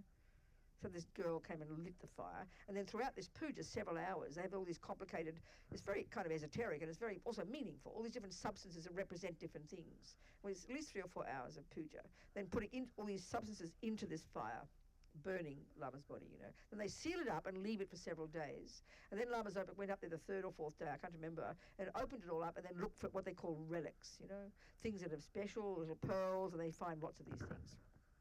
So also, because, you know, for Lama Zopa, Lama Yeshe was the Buddha, one of his main gurus, and for any of our students, then his body is holy. His body is a holy object. It's a relic, you know.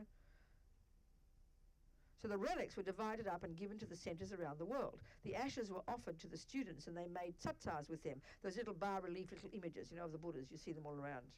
And that's what you can do when you do jangwa with your loved ones' relics, loved ones' ashes.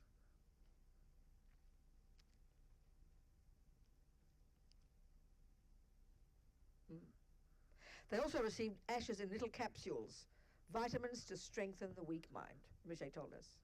He gave us these little capsules, you know, vitamin capsules.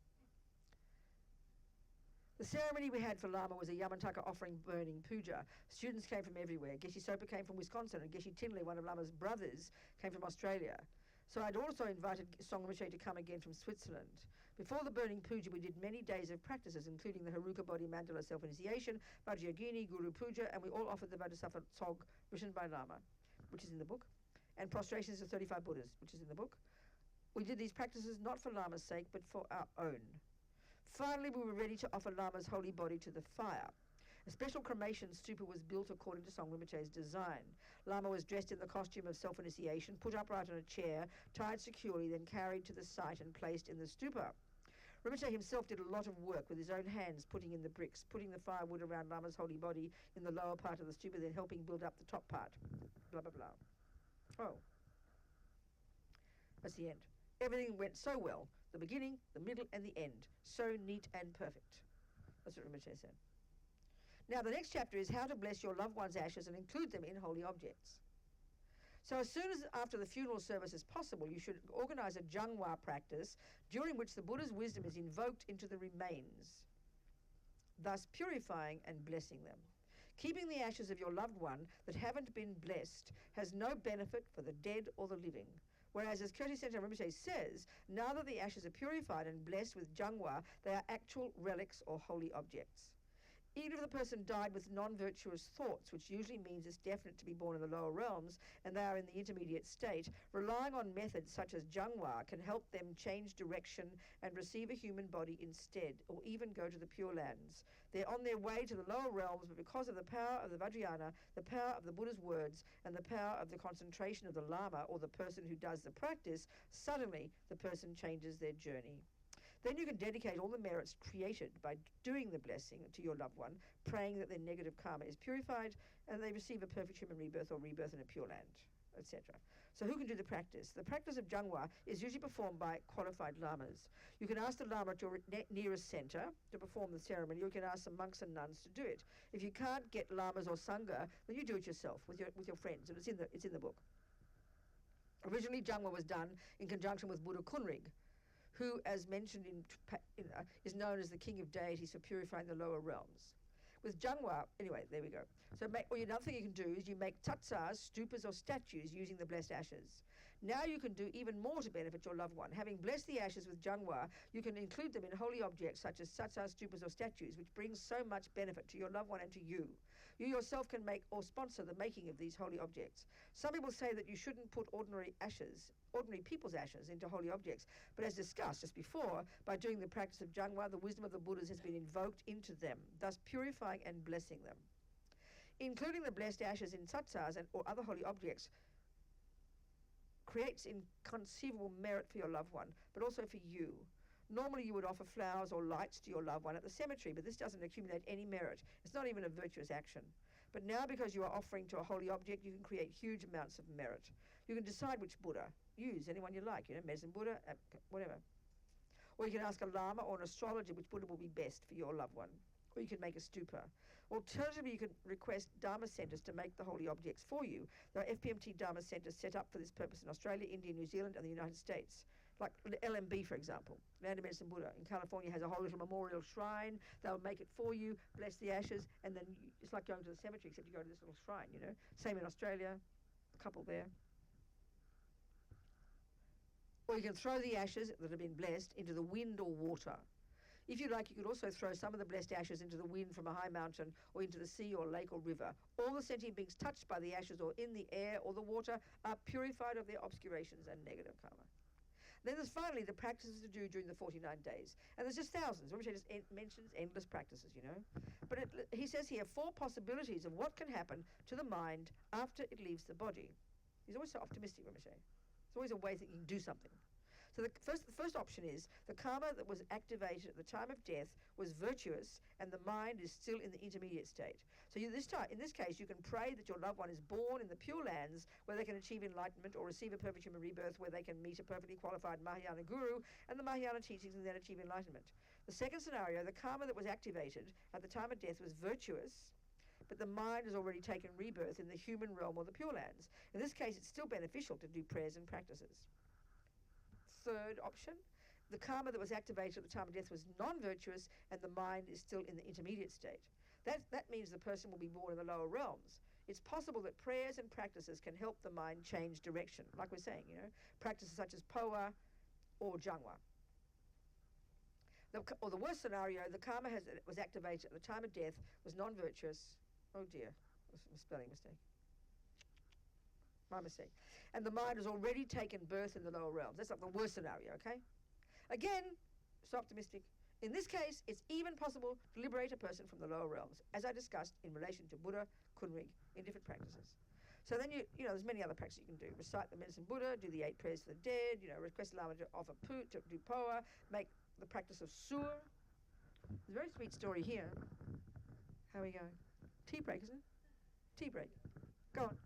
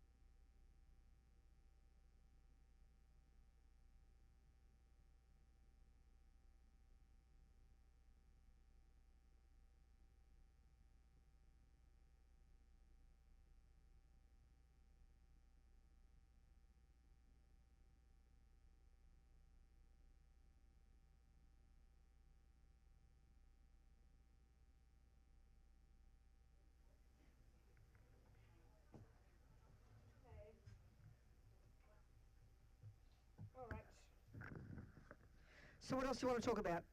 We've done death, what to do before death, at death, after death. We've talked about emptiness, talked about karma, we've talked about the mind. We haven't talked about compassion yet, but what do you want to talk about? Yes, questions. Not yet, not you, Reza, no. The lady in front. Not yet, darling. Yes, you, the lady. You? Karen. Yes, Oh, Karen. Thank you, darling. Thank you.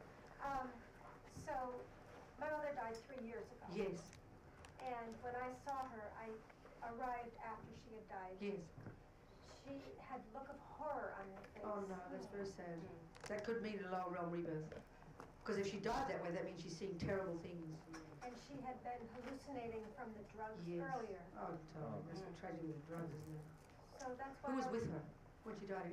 My sister shared the same fate. And tell me what your sister said about your mother. How she died. She said she died peacefully. But What was these hallucinations you're talking about? I had been with her 3 days earlier, and she had been given some medicine, and I had stayed the entire night with her. Were you a Buddhist at the time? Are you a Buddhist? Yes. Okay, were you a Buddhist then? Doing No, prayers and not mantras? quite, no. Okay, that's fine. Just No. checking. Go on. No. Yeah. Actually, she's the reason why I came to this. I understand. That's interesting. So I was with her all night, trying to wake her when she would start to get. So what would she do? Screaming and shouting? Yes, crying, just screaming and. That's what this is what we mean by dreams. And the dreams are the imprints in your mind. Whatever you see in your dreams is from imprints in the mind, and the dreams, because the subtle mind kind of gives it shape and form of people and things. You understand? It's like our mind manifesting as visions, So there's all this stuff it's karmic appearance. Everything's karmic appearances. So it's imprints in her mind, and it could very easily be too, visions of what's coming. Especially if she died with a terrible sad look on her face. Horror. You said horror. It was vivid to you, wasn't it? Horror. After she had died, yeah. But how could your sister say she died peacefully? Perhaps I can only guess that it's because the drugs were making her body relaxed. But the look on her face, your sister couldn't see that? I don't understand my sister. No, I understand. So you had a particular question, or you're just telling me this? So I'm saying this because is there something I can still do? Yes, this is what Roche is saying. Still, there's never too late for anybody, I mean, it is, but it isn't. We can do what we can. All we can do is what we can. Do something. So this means, I would suggest you write to Courtin, for example, and do you have any particular relationship with any lamas anywhere? Only the children of Rinpoche was. Okay, well then, that's right. Well then you could either write to his attendant, or you could write to Courtin, where they have a full-time monk taking care of pujas from all over the world. It's their job, So there's a tantric monastery there and another monastery. You could request, you could send them, you do something like you say, dear Courtin, you send it to their email address. Please be so kind to do some pujas and prayers for my mother who passed away 3 years ago. And you say, so that she can all the obstacles be removed, or something stops so she can get a perfect human rebirth, something like that, And then you check and say what is the most beneficial. They'll get one of the lamas to do an observation. They'll say what practice is the best. You suggest how much money you want to spend. I mean, you could have $10,000 at pujas, or you can have $50. So you sort of give a guideline, I'd like to offer about $100, something. Whatever prayers could be done, could you please let me know what those prayers are and when they could be done? And then you'll get the answer, and then you send the money on the thing, and they'll do it for you. You can have that done. Maybe you could decide, let's say, to do certain practices and prayers for the next year or the next month or something. Every month is offering $20 or something like this. You can do anything. And ask them to pray to put her name into the dedications. You mentioned her name. You could do, if you've got any of her remains, not even her hair, you really know you have it. Not her old clothes. It has I have her jewelry. Some of it. Would be but any that's hair not or her remains of her in the jewelry? No. I mean, that's how they say it about the Jungwei, So you can think of anything that you might have, might be like, I don't know, just something. Maybe even a possession. I don't know if you can bless it. It doesn't say about it. Possession is the body, There's always these things you can do. You can have tsatsas and things done on her behalf. You can have pujas done on her behalf. All of this can always count because the mind is somewhere experiencing something, and because of your karmic connection, it cannot not help. Put it that way. It was so different than when my dad died. It was. He died peacefully. Yes. The thing is that the way the Buddhists talk, and for us it sounds so too shocking because we can't stand to think that our mummy went to the lower realms. But it's just like a normal world, you know. And that's why these lamas have such enormous compassion for any sentient being. That's why Rinpoche never stops day and night trying to do things to help the ants, the dogs, the humans, everybody, you know. There's always something. Do you understand? Yeah. Maybe get a holy. I mean, if you had a lama, you know, if someone would ask Rinpoche, he might say, well, build a 10-foot statue of Manjushri and put it here and write and make a million satsas and pray. I mean, there's anything you could do. There's no reason you can't just decide yourself, or you could request a lama to do an observation. Maybe also you see at Courtin, there are some there's a Geshe there, lamas who do the observations, as they call them, that make the observation a special thing. So you could actually have them, you say, to do an observation, please. What is the most beneficial practice for me to do to help my mother, since she died with her, to, you know, not be in the lower realms and to get a good human birth and to practice in blah, blah, blah. Make a thing like that. And you request them to check what practice would be best to do that you could do. For example, to make a statue or a stupa or to have pujas done, anything. What do they think is best? They let them tell you what they think and give her name. When she died, and her name. And they'll do an observation. They pray to the Buddha and do like a check-up. And they might come up with, okay, build a, you know, make a 5-foot Maitreya statue or make 100 satsas or something you could do personally. It really helps us to do something as well, I think. Something I could do, for example, you say, for example, and you say it very clear English, because the monks speak English, but it's not, don't make it too vague, because they miss the meaning. They make it very super clear. You understand? I would suggest that. And just Courtin, it's info@courtin.something, you know, it's just their website, it's easy. And there's a monk who answers full-time. His job full-time is to organise pujas and things around, you know, for people around the world all day. There's monks doing it all day. And then you ask the lama to check what the puja, the most you could do, is there anything I could do? For example, I've heard that people make tsatsas or something for their loved one. Would it be beneficial? Can the lama please tell me if that's beneficial? Do you understand? Yeah. Make it a clear question. Do you understand? Somebody, yes, Marissa. In the book, you talked about various sleeping meditations we can do. But is it beneficial for us to listen to teachings while we're sleeping? Of course it is. Of course it is. Day and night, best. Maybe, you know. Of course. Why not? Yeah. I'm frequently with patients when they're passing, and often their family or friends are holding their hands. That's right. And want to kiss them goodbye. That's right, exactly. Are there any guidelines, something that I can do to help at that point? To help the family know what to do, or to help what? It's difficult with the family because but you have no I rights. might have only had contact with them for 20 minutes. That's right, precisely. So I don't know them and they don't know me. That's right, so you have no right to give any advice. No. You don't. I mean, from a medical point of view, yes, but not from a spiritual point of view, because you're not their mentor, you know, so you just, what can you do? You can't do much. I mean, it depends on how you know those people, and if you know they're religious or something. You know, if they're very religious, do you understand? You can always say, well, I've heard you. I mean, it's really up to the relationship with these people, what you can and can't say. See, I wouldn't know any of that. No, that's right. You can't do anything. What's your job? Nurse. I work as a Reiki practitioner with okay. With dying people? Yes. They ask you to come in and do it? Yes. So that assumes the family has asked you as well? No, usually the nursing staff or the doctors. I see. That's curious, isn't it? Nurses and doctors ask that. What hospital is that? Brigham and Women's. Gosh, well done. So then you it's the ICU unit, so a lot of the person's still alive, obviously. And do you say mantras and things to them as well? Depends on who's there. Because sometimes I'm doing the Reiki with the family. That's right. As well as the patient. Yeah, right. Yeah, I mean, always whisper. In the ear. Easy to do that. I mean, you're with the body, you're with the person when no one else is there sometimes. Yes. Yeah, there's no harm in doing that. Is there? Do you do that kind of thing? Same mantra? I do. Good, fantastic. When there's nobody else there. That's right, exactly. Or you just whisper. You say, I'm just whispering a prayer. People don't mind actually, they don't know. What about touching their heads? Could I encourage the family to do that instead? Once they're dead, yes, that's good. After they pass? Yes, that's right, after they pass. Definitely that. Nowhere else, best. But that's up to you. You see, it's up to how much power you have with the family, up to whether they trust you or not. I mean, if they know that you do Reiki and they're doing it with you, they have some faith in you. So you can always suggest that. Best on the crown. I've heard that on the crown is the best to do. Undisturbed. Okay. And then people often don't know what to do, so they've got to trust somebody. Right. Most people have no idea what to do at death. So if you have some authority, the doctors have asked you, they immediately will respect you to some extent. So you'd be very skillful and say, Well, a lot of them, they are looking for guidance. that's right, most of them have got a clue. So just suggest, if you don't know if you know, I mean, if they're communists, they're not going to care, right? I mean, communist families around. There could be some materialists, in which case they're not going to bother too much, I don't know. But if anybody has a feeling of something spiritual, you've got some permission already, the fact that you've been asked to come in. So I think you can encourage them to touch the crowd. Maybe it's auspicious or very meaningful or something. I mean, just say something, you know. Yeah. Absolutely. Touch the hands okay. That's maybe okay. The hands are right. But it's where the central channel is, where the heart channel is, that's difficult. Because it's leaving somewhere along here, you know. So touching the hands? I think it's okay. I don't say not. But the consciousness can't go to the hand.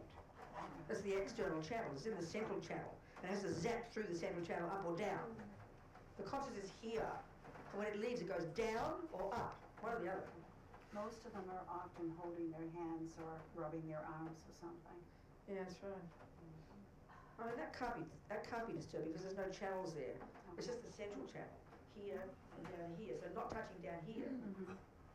Not that anybody would. Yes, they're very attached. Excuse me. Yeah, I mean, you've got to use your wisdom and be courageous, I think, sometimes. People want to trust anybody. Do you understand? Yes. Anybody else? Huh? Where are we? Yes, petals. Yes, petals, what do you want to say? Would you say a word, please, about finding the balance between helping people to be pain-free and keep their mind clear? Because confusion can come from either of those. But that's a medical thing, isn't it? Well, no, people can refuse or accept. No, but it's nothing I can say. Yeah. That's up to you knowing the person, but it's a medical thing in the end, how many drugs you take before you go zonked out of your brain. But the thing is, it's, I mean, I can't say more about, I can't say how much drugs to take, clearly, and a person will decide.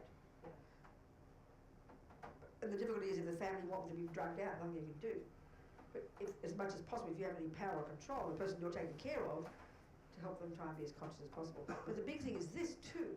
People are terrified of all the pain, but the fact is I think someone said somewhere, you can medicate physical pain, but you can't medicate mental anguish. So they can be out of their brains and they're having hallucinations like nightmares, so they're not peaceful. So they're just not peaceful. So the thing is, if the mind's peaceful, even there's pain, that's far better.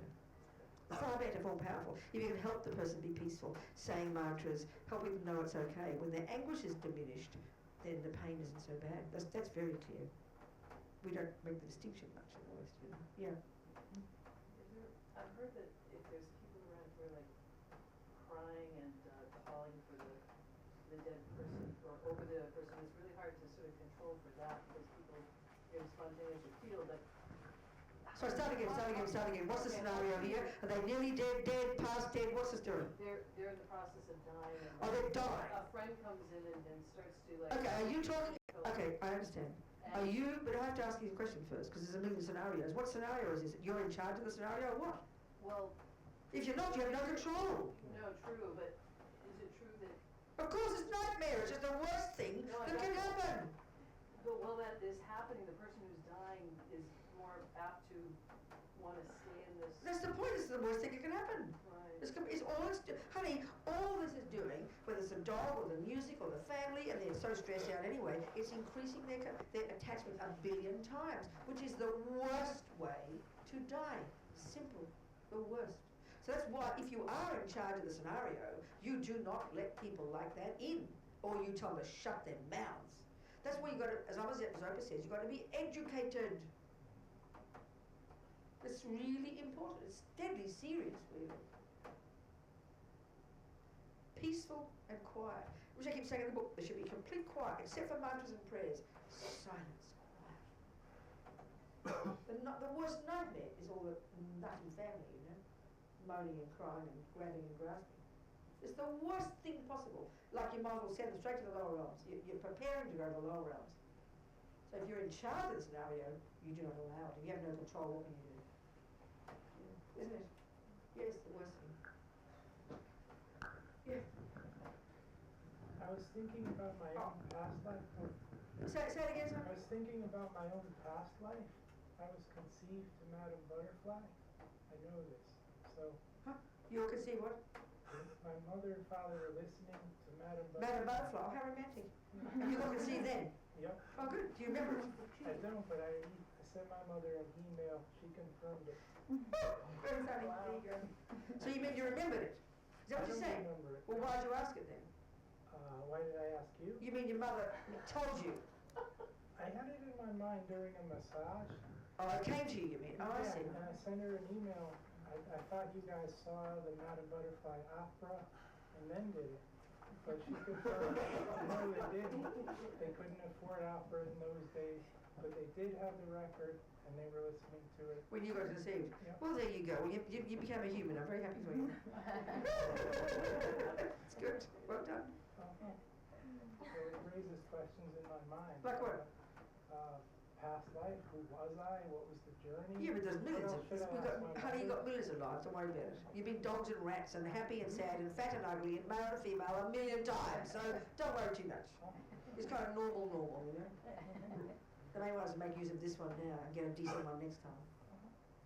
Isn't it? I mean, of course it's interesting. But it's sort of like gossip mostly. Gets all excited, you know. Then what?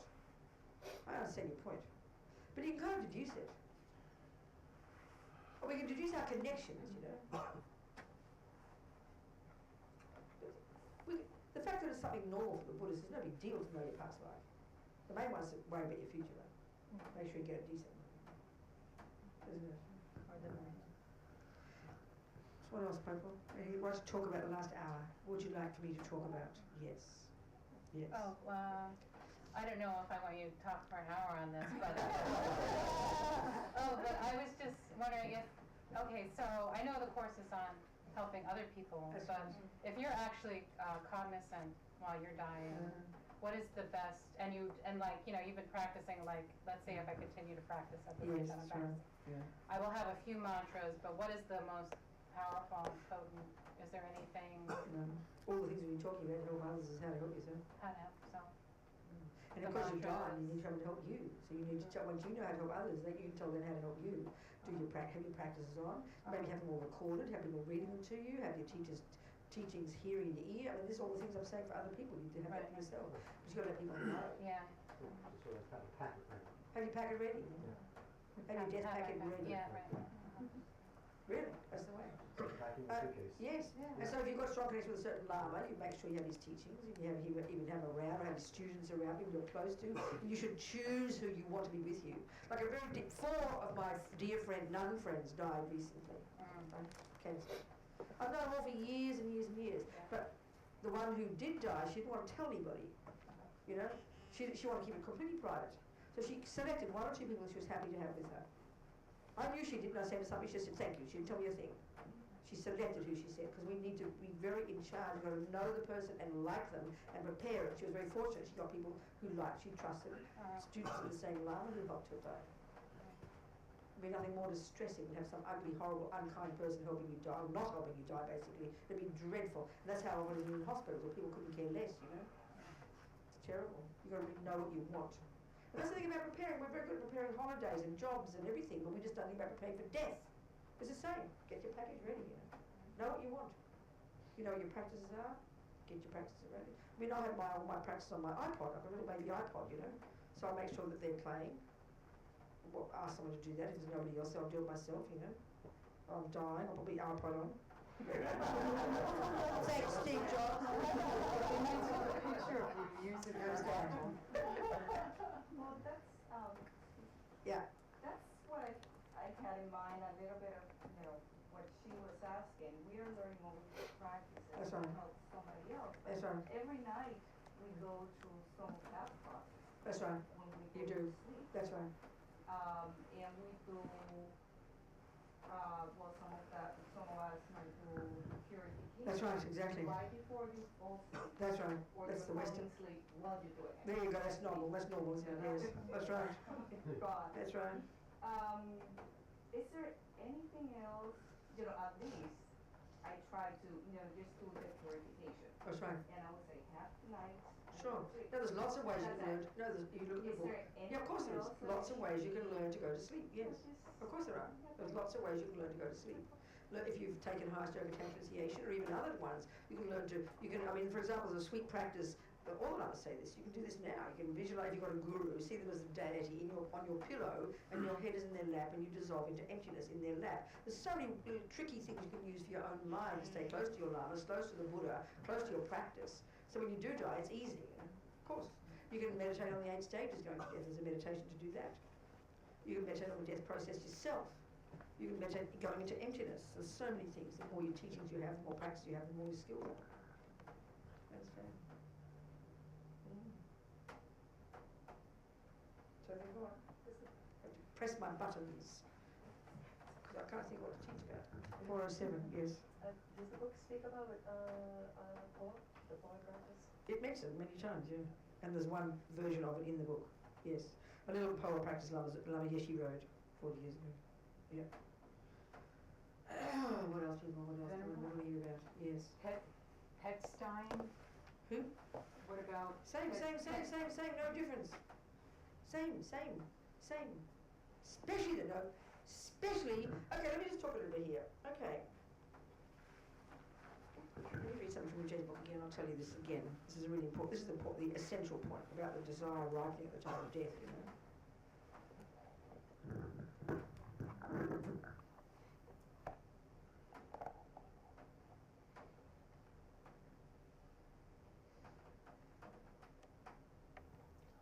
In the chapter of 12 links.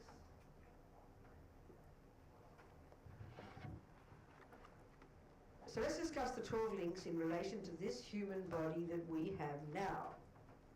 What caused our consciousness to join the egg and sperm in our mother's body? So in past lives, because of ignorance, the first link, ego grasping, we created both non-virtuous and virtuous karma, which planted, the second link, karma, which planted seeds, left potentials in the field of our consciousness, third link. At the time of death of our life before this one, whether we were human or an elephant or a kangaroo, craving arose. Craving to not separate from that body. That's what the craving does, the 8th link. Is an unbelievable, intense attachment to what you are now. That is daily life anyway. At the time of death, it's 1,000,000 times stronger. Animals, humans, you name it. It's very natural. Intense craving of this body, this life, whatever you've got, you know. Then fear arose, you know, because of the attachment to not wanting to leave the body. And it seems that many people sense that they're going to die, the strong instinctive sense of it, especially animals, you know. So the craving is unbelievably strong. Then this fear arose because of the attachment to not wanting to leave the body. That's what causes fear at the time of death. Attachment of losing what you've got. Then grasping, the 9th link, a stronger form of attachment. This time, in our case, attachment to receiving a human body. Now, if you hear just that, okay then, now, in the case of someone who's going to be reborn in the hot hells, the craving is the same, not wanting to separate from their body. But the grasping is to heat, because they feel very cold. Many times dying people say they feel cold and you beg for blankets. But even if you give them 2 or 3, it won't be enough. Their grasping at heat is so strong. And this could also happen because the fire element is dissolving at this point. The grasping at heat activates. So the grasping, the point about these 12 links at the time of death, grasping, which is the 9th, this attachment becomes so intense, and then it's gradually kind of triggering all the conditions that will now trigger the number 2 link, which is the seed that will throw you into the next life. Do you understand? It's a very natural, logical process. So the grasping is going to be the trigger no matter what. You're going to be grasping. So if you're grasping at this life even more powerfully, grasping at heat, grasping your dog, grasping, that grasping is something that you can't have, will activate a negative seed, like a nightmare. If you practice wanting a human birth, wanting a pure land, wanting to go to heaven, whatever in your life, then that craving will come, and then the grasping will be, because you've trained your mind, at a human birth. Now, if you think about this, you think of your animal, most of our pets, right? They've got, especially the dogs, incredible attachment for us, haven't they? to us. So there they are dying, freaking out. They're holding on to you like as if you belong, as if you're your life. The same as your grandma, your auntie, your child. They're totally attached to you. So if you think, so there you are, your cat's dying, your dog's dying, you're making it, soothing it, you're loving it, you're being kind to it, you're stroking it as it's dying, making it calm, it relies on you, it's like you're relying on you, you know. So then then you're having mantras on, you've got the Buddha's sound on, the teachings on, the mantras, all this is going to his ear, leaving impressions in his mind, you know. You're singing mantras to it. So don't, doesn't mean speculating, don't be surprised when that grasping comes and they're attached to you and they're hearing the Dharma, that this won't help trigger a virtuous karmic seed. They can't create the virtue to do that, but they've got virtuous karmic seeds in their mind, like everybody. And by hearing the mantras, this can help trigger a virtuous seed. I mean, we have been animals, so clearly it's possible, because here we are a human. So you've got to know how to help your animal, and when you understand this craving, understand this grasping, understand that everything counts, what you're hearing, to hear nothing else, no other sounds, other animals, nothing, and you're singing mantras to it. It's attached to you, and it can hear those mantras. Don't be surprised. This can help trigger a virtuous seed. Do I understand people what I'm saying? Mm-hmm. Your cat can't do anything, but they're attached to you, so you're using this. And this is what Rinpoche says. Let's say we think about every day wanting to go to the Pure Lands. We pray to go to the Pure Lands. We aspire. May I go to Amitabha's Pure Land? May I go to Amitabha's Pure Land? You think about it. You want to do it. You sing the prayers. You do the Kings of Prayers. King of Prayers causes you to this. Every day you think about Amitabha. You think about when I die, I'm going to Amitabha's Pure Land. Well, that, at the time of death, that's in your mind. You're hearing the prayers, you're hearing your practice, your sisters, your Dharma friends are doing their practice, you're hearing your Lama's name. This is so rich for your mind. It's helping you be confident, therefore peaceful. But of course a positive seed will ripen. Look, it's logical. You've just got to put all the conditions perfectly. It's like the perfect conditions to allow the flower to ripen. This is what helping at death means. Recognising the 12 weeks of death and recognising the stages when they're happening, so you're being skillful. You know what to do to help. Do the best you can. Do you understand, people? Mm-hmm. That's what I've found. We've heard these teachings 1,000 times. I have anyway. It took so long putting this together. It sort of sounds so simple, but I can only speak confidently about it after working for a long time on this book and thinking it through and hearing what Rinpoche is saying and really getting it clear so his teachings can become clear, you know. It took me a long time to get it clear, I tell you. When you're clear, you're comfortable. You're confident. And it's technical. It's some wishy-washy mystical thing, you know. Ants, dogs, rats, help them all. Say mantras, blow on them. Do, you know, even you see the little animal dying, do this thing on it. It's consciousness, saying mantras. Helping its consciousness leave through its crown chakra. The dying mouse, instead of chucking it out in the bin because he's disgusted, do little cracks on the mouse. Have mantras on, you know. And this is another thing for your daily life. This is a thing where we waste our lives. We love our animals so much. We're so attached to them. When you close the door in the morning, you go to work, and for 10 hours your cat is sitting there in its stupidity. All you've got to do is turn on the teachings, turn on the CD on multiple, and you'll hear the Dhamma all day. We completely do not help our animals. We're so attached to them. We give it delicious dinners and everything, you know, but we don't bother giving it the Dhamma. Are you hearing me? This is the most unbelievable practice you could do. A friend of mine in France, she has tapes of Lamas over out loud for the wild animals, you know. You couldn't do better for your animal. It leaves unbelievable imprints in its mind. There's nothing else, and it can do nothing. Its mind is completely absorbed in idiocy and ignorance, you know. If you have the Dharma on all day, unbelievable. So easy to do, but you've got to think about it. Almost no Buddhists do it. They love their pets so much, but we just don't get it, you know. Do you understand? When you realise that everything you hear and see leaves an imprint, especially this one. When you're in coma, you can get it, you know. Yeah. I think we've finished. We can go home early. Enough. What do you think?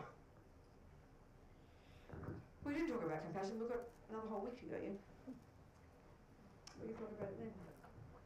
I think we've gone through the process, we've gone through all the main points, the book's there for you to have it, you can download the PDF, which is free, or you can, when the wisdom book comes you can buy it, you know, and you can have the book in front of you, it's lovely. Yeah? What else? Did I leave something out? Yes, sweetie? What would you say about how to be be helpful to people who are experiencing intense grief after they've lost I someone? know it's very hard, isn't it? It's very hard because the grief is based upon attachment, the grief is based upon not understanding impermanence, the grief is based upon fear. You can't necessarily make it go away, but all you can do is, knowing their mind, you know what advice to give them, won't you? And you're going to love them, and if they have any faith in reincarnation or anything, you just tell them about the same kind of things. Well, she's in, I mean, it doesn't help much if you want your loved one, you don't care if they're in heaven, you know, forget heaven. I want my loved one back. You can't do much except love them and just, and be brave in the face of it, because you can't necessarily make it go away immediately. Being there like a rock for them, loving them, not giving them too many lectures, not telling them to do, because we always want to make the trouble go away. We keep giving advice, and then we get upset if they don't take it. But you can't help it. It's up to them. But just be like a rock for them. Be their friend. Don't lecture them. Love them for who they are. I know how you feel. I can imagine. Oh my God, such grief. I can't imagine how you feel. Sympathise. They need your sympathy. But if they go on 6 years later, maybe something's changed. You know, something's got to give. It's got to stand. Some people never get over it. It just becomes a profound self-centeredness. I Unbelievable. did a training actually on what they're now calling complicated grief, which is grief that goes on. Because yeah, and all go on, what you learned. As if the person just died. The grieving person gets stuck. That's right. In that initial phase. That's right. So what I learned was that those are people who haven't really actively participated in grief. So this particular. What do you mean participate in grief? What does that mean? It means being allowed to face the grief. Everybody's told them to get over it, and so they really haven't dealt with their feelings about the person who died, and how they died, and when they died. So it's a kind of exposure with the therapist over many. I see, okay. Yeah, so much depends on the person, doesn't it? Yeah. Some people just move on. And it really depends on what I found, because this is work that I'm doing. That's right. With people. What I found is it depends on the relationship. Of course it does. With the person. And often people have that kind of grief because maybe they have a lot of guilt as well. And just beating themselves up every day, you know. And because there's no, you see, and that's the thing, if you have a person who has some sense of karma and reincarnation, there's no way the grief is that strong. Tears are there, sad, you know. But it's, you haven't understand, and you know that this grief is, I mean, if you're thinking of it this way, you've got the Buddhist view, being just full of grief every day, you just profoundly self-centered. And at least the Buddhist one is, and this is what okay, this is an interesting point. Thank you, this is a helpful point. A friend of mine is a Buddhist in Perth, a grandma, and her son died, which is unbelievably painful. The son's wife is beyond grief, the son's children like broken-hearted. So there's the wife, got the ashes, because she can't bear to get rid of them, because she's attached to her husband and is broken-hearted. So the mother too is grief-stricken, everybody's grief-stricken. So then the mother heard about this thing of blessing the ashes and making little tupas and satsars. She was so happy because she felt that doing something would actually help enormously, because there you have, instead of this ashes, you have this lovely Buddhist image with your husband's beloved's ashes in it. So you see that, you get some virtue from seeing the Buddha, and it's your husband, you feel like you completed something. Whereas holding on to these ashes, not knowing to sprinkle them, not knowing to put them here, it was something to do, and each child would have one of them, and the husband and the wife would have one, the mother would have one. It felt like some completion of something, and something virtuous, because people want to do something. Everybody wants to know what to do, you know? And if they have any confidence in you, this is something very lovely. You can do it as a ritual, as a little ritual, a little ceremony. That really has powerful meaning for people. You understand? And of course, people have a view of reincarnation. You completely put your own grief to the side while you do as much as you can for your loved one. But in the West, we only think of ourselves, because once the loved one's gone, we just think of ourselves. So that's why you really, even though you're still dealing with your own grief, you're understanding impermanence, you're understanding death, you know this will be you soon, and you learn so much from it, you know. You get from it, you get a real teaching from it. I have experienced this myself. Okay. I lost my daughter. There you go. And so when my mama called me right after my daughter died, I heard myself say, I have everything I need to get through this. And I thought, who said that? Who said that? Amazing. There you go. And I did. There you go. That's right. Yes. I mean, the grief we have is real. We shouldn't say pretend we haven't got it. But if it becomes too obsessively self-centered, then it's just a complete absurdity. It's just ego. It's just, and you know, people almost think it's a virtue to feel sad. And many people too, of course, especially if it's a husband or a wife, they feel too ashamed to fall in love with someone else because like they're giving up their husband, you know. That can carry on the self-pity. So one of the things I did was make a practice every day to do something for someone else. There you so go. I would Fantastic. make myself. Very good. That's exactly right. Yeah, I remember meeting a guy one time in Queensland. His wife had died 5 years before, and he was so full of just unbelievable attachment. He was like some kind of, I can't even describe it how it was. It was like he was in agony the whole time, and it was just completely obsessive attachment. Completely obsessive, you know? Really kind of unbelievable suffering. Yeah. Yeah. Okay. Yes, Rita. Yes. Is it okay, like, well, when someone dies, how is it appropriate to feel grief for just the suffering of beings going through this state? What do you mean by that? It's a very big, massive, enormous, incredible, okay, mountain-sized statement. What do you mean by that? Okay, when people are dying, how can we express that we're sad for the suffering of death itself? Whom you would express it to? That's right, just feeling it. Back off and mind your own business. I don't express your self-pity and sadness to me when I'm dying. Back off and mind your own business and be happy, please. Okay. Oh my God. Oh, I'm so sorry you're dying. Well, screw you. I need your I need your help. I need you to say mantras to me and be my friend. But I'm just saying, you know. What do you mean then? I don't know what you mean then. I guess. What do you mean really, sweetheart? Think about it. It sounds a very grand I'm statement. not saying crying about it or just feeling a little bit of grief about the whole the suffering. Honey, that's called compassion. Compassion, that's what I mean, yeah. Well, you didn't say it. Sorry. Well, that's fantastic. But listen, until you say, that will be me, the compassion is superficial. So the first teaching is, that will be me. I'd better start practicing. Then you see the world and you realize, oh my God, look at them, they're not practicing. And you have great compassion for people's ignorance. The first one is, that will be me. That's the real one to get. We love to have compassion, feel grief and sadness, the poor world, blah, blah, you know. But until we say, that'll be me, I mean it sincerely, that's when it comes home to us. Because that's what the last thing we want to think about. That'll be me. And then you start to practice. Then suddenly, it's reasonable. And that's where also, it reminds me of a story actually. It wasn't death, but one of my friends, a Tibetan nun, she had cancer of her breast and they had to cut it off. And because she's imbued with these teachings, right? She's a very practical girl, she understands the teachings, she's a scholar, she's a translator.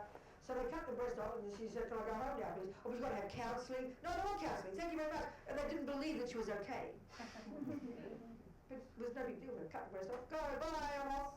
Because there's no reason to grieve, because you've sorted it already. That's a fact. If you have the view of karma, reincarnation, emptiness, you're dealing with it every day. So when it happens, the fear only comes because you've denied it. Shock only comes to anything because you don't expect it. But when you know it's coming, you're ready for it, there's no processing to do, and that's a fact. So other people think, well, she's probably autistic or something, but no, she's a person who's in charge of her mind, you know. No big deal. And that's why His Holiness, when he talked about his mother, he would cry. The 1 minute later he's cracking jokes. Instead of looking sad. Because he understands emptiness, he understands compassion, and he's got it all down, you know. So huge compassion doesn't contradict feeling happy as well. Huge compassion doesn't have to be self-piteous. We think compassion sounds self-piteous. Not at all. But the real one is, that'll be me. That's the biggest lesson, please. That'll be me. Then we start to practice. Isn't it? So that'll be us any minute. So let's finish. Thank you, everybody. This book of Rinpoche's, you can download it for free, or you can buy Wisdom's copy. I shouldn't be keep telling you about the download for free book, should I? That takes Wisdom sales away, doesn't it? So it's available from Wisdom Publications. It's beautiful gold book with a red cover, very nice. All the pictures in it, Rinpoche's little mantras and things, lovely. Okay, people, so we think, fantastic, let's get ready for our own death. It'll be in 1 millisecond, don't hang around. Life goes so fast. May we be ready to die well, with peace, with the right environment, so we can die peacefully, so we can die virtuously, so a virtuous seed can be triggered, and we either go to Amitabha's Pure Land, or we get a decent human rebirth. There are just two options, okay? If you're highly realized, you can go to other Pure Lands. But if you haven't got highly realizations, you can go to Amitabha's. So you can say the various prayers, you can connect with Amitabha, wanting to go there, aspiring to go there, lead a good life, keep your vows, don't harm others, purify, add a bit of bodhicitta to the mix. Want to be, as Rinpoche says, aspire to be born as a Mahayanist, so you can become a Buddha. Plan it like we're good at planning everything, so plan our death and our next life as well. That's the thing that I really got from this book, you know. It's practical, not mystical, it's practical. All right. So we dedicate. How fantastic. All these things we've listened to, thought about, analysed, you know, internalized. May we nourish these seeds so that we never give up, becoming our amazing Buddha, no matter how many lives it takes, so we can be of benefit to all sentient beings, just like our lamas. Gewadi Nyudu Dag Lama Sangye Drub Gyune Drowa Chikyang Malupar Dei Sala Kupasho Jang Chob Sem Chog Rinpoche Makye Panam Ke Gyurchig Kye Panyam Pa Me Payang Gong Ne Gong Du Pavasho. So may His Holiness the Dalai Lama, Lama Rinpoche, Geshe-la here, all our other teachers, all the holy beings, may they live long. We need them badly on this earth. Think like this. Yeah. All right. Thank you, everybody. We'll see you, who knows when. Another whole week to go yet, haven't we? We've already covered a lot, haven't we? Another whole week to go. See you some of those. Thank you, darlings. Bye.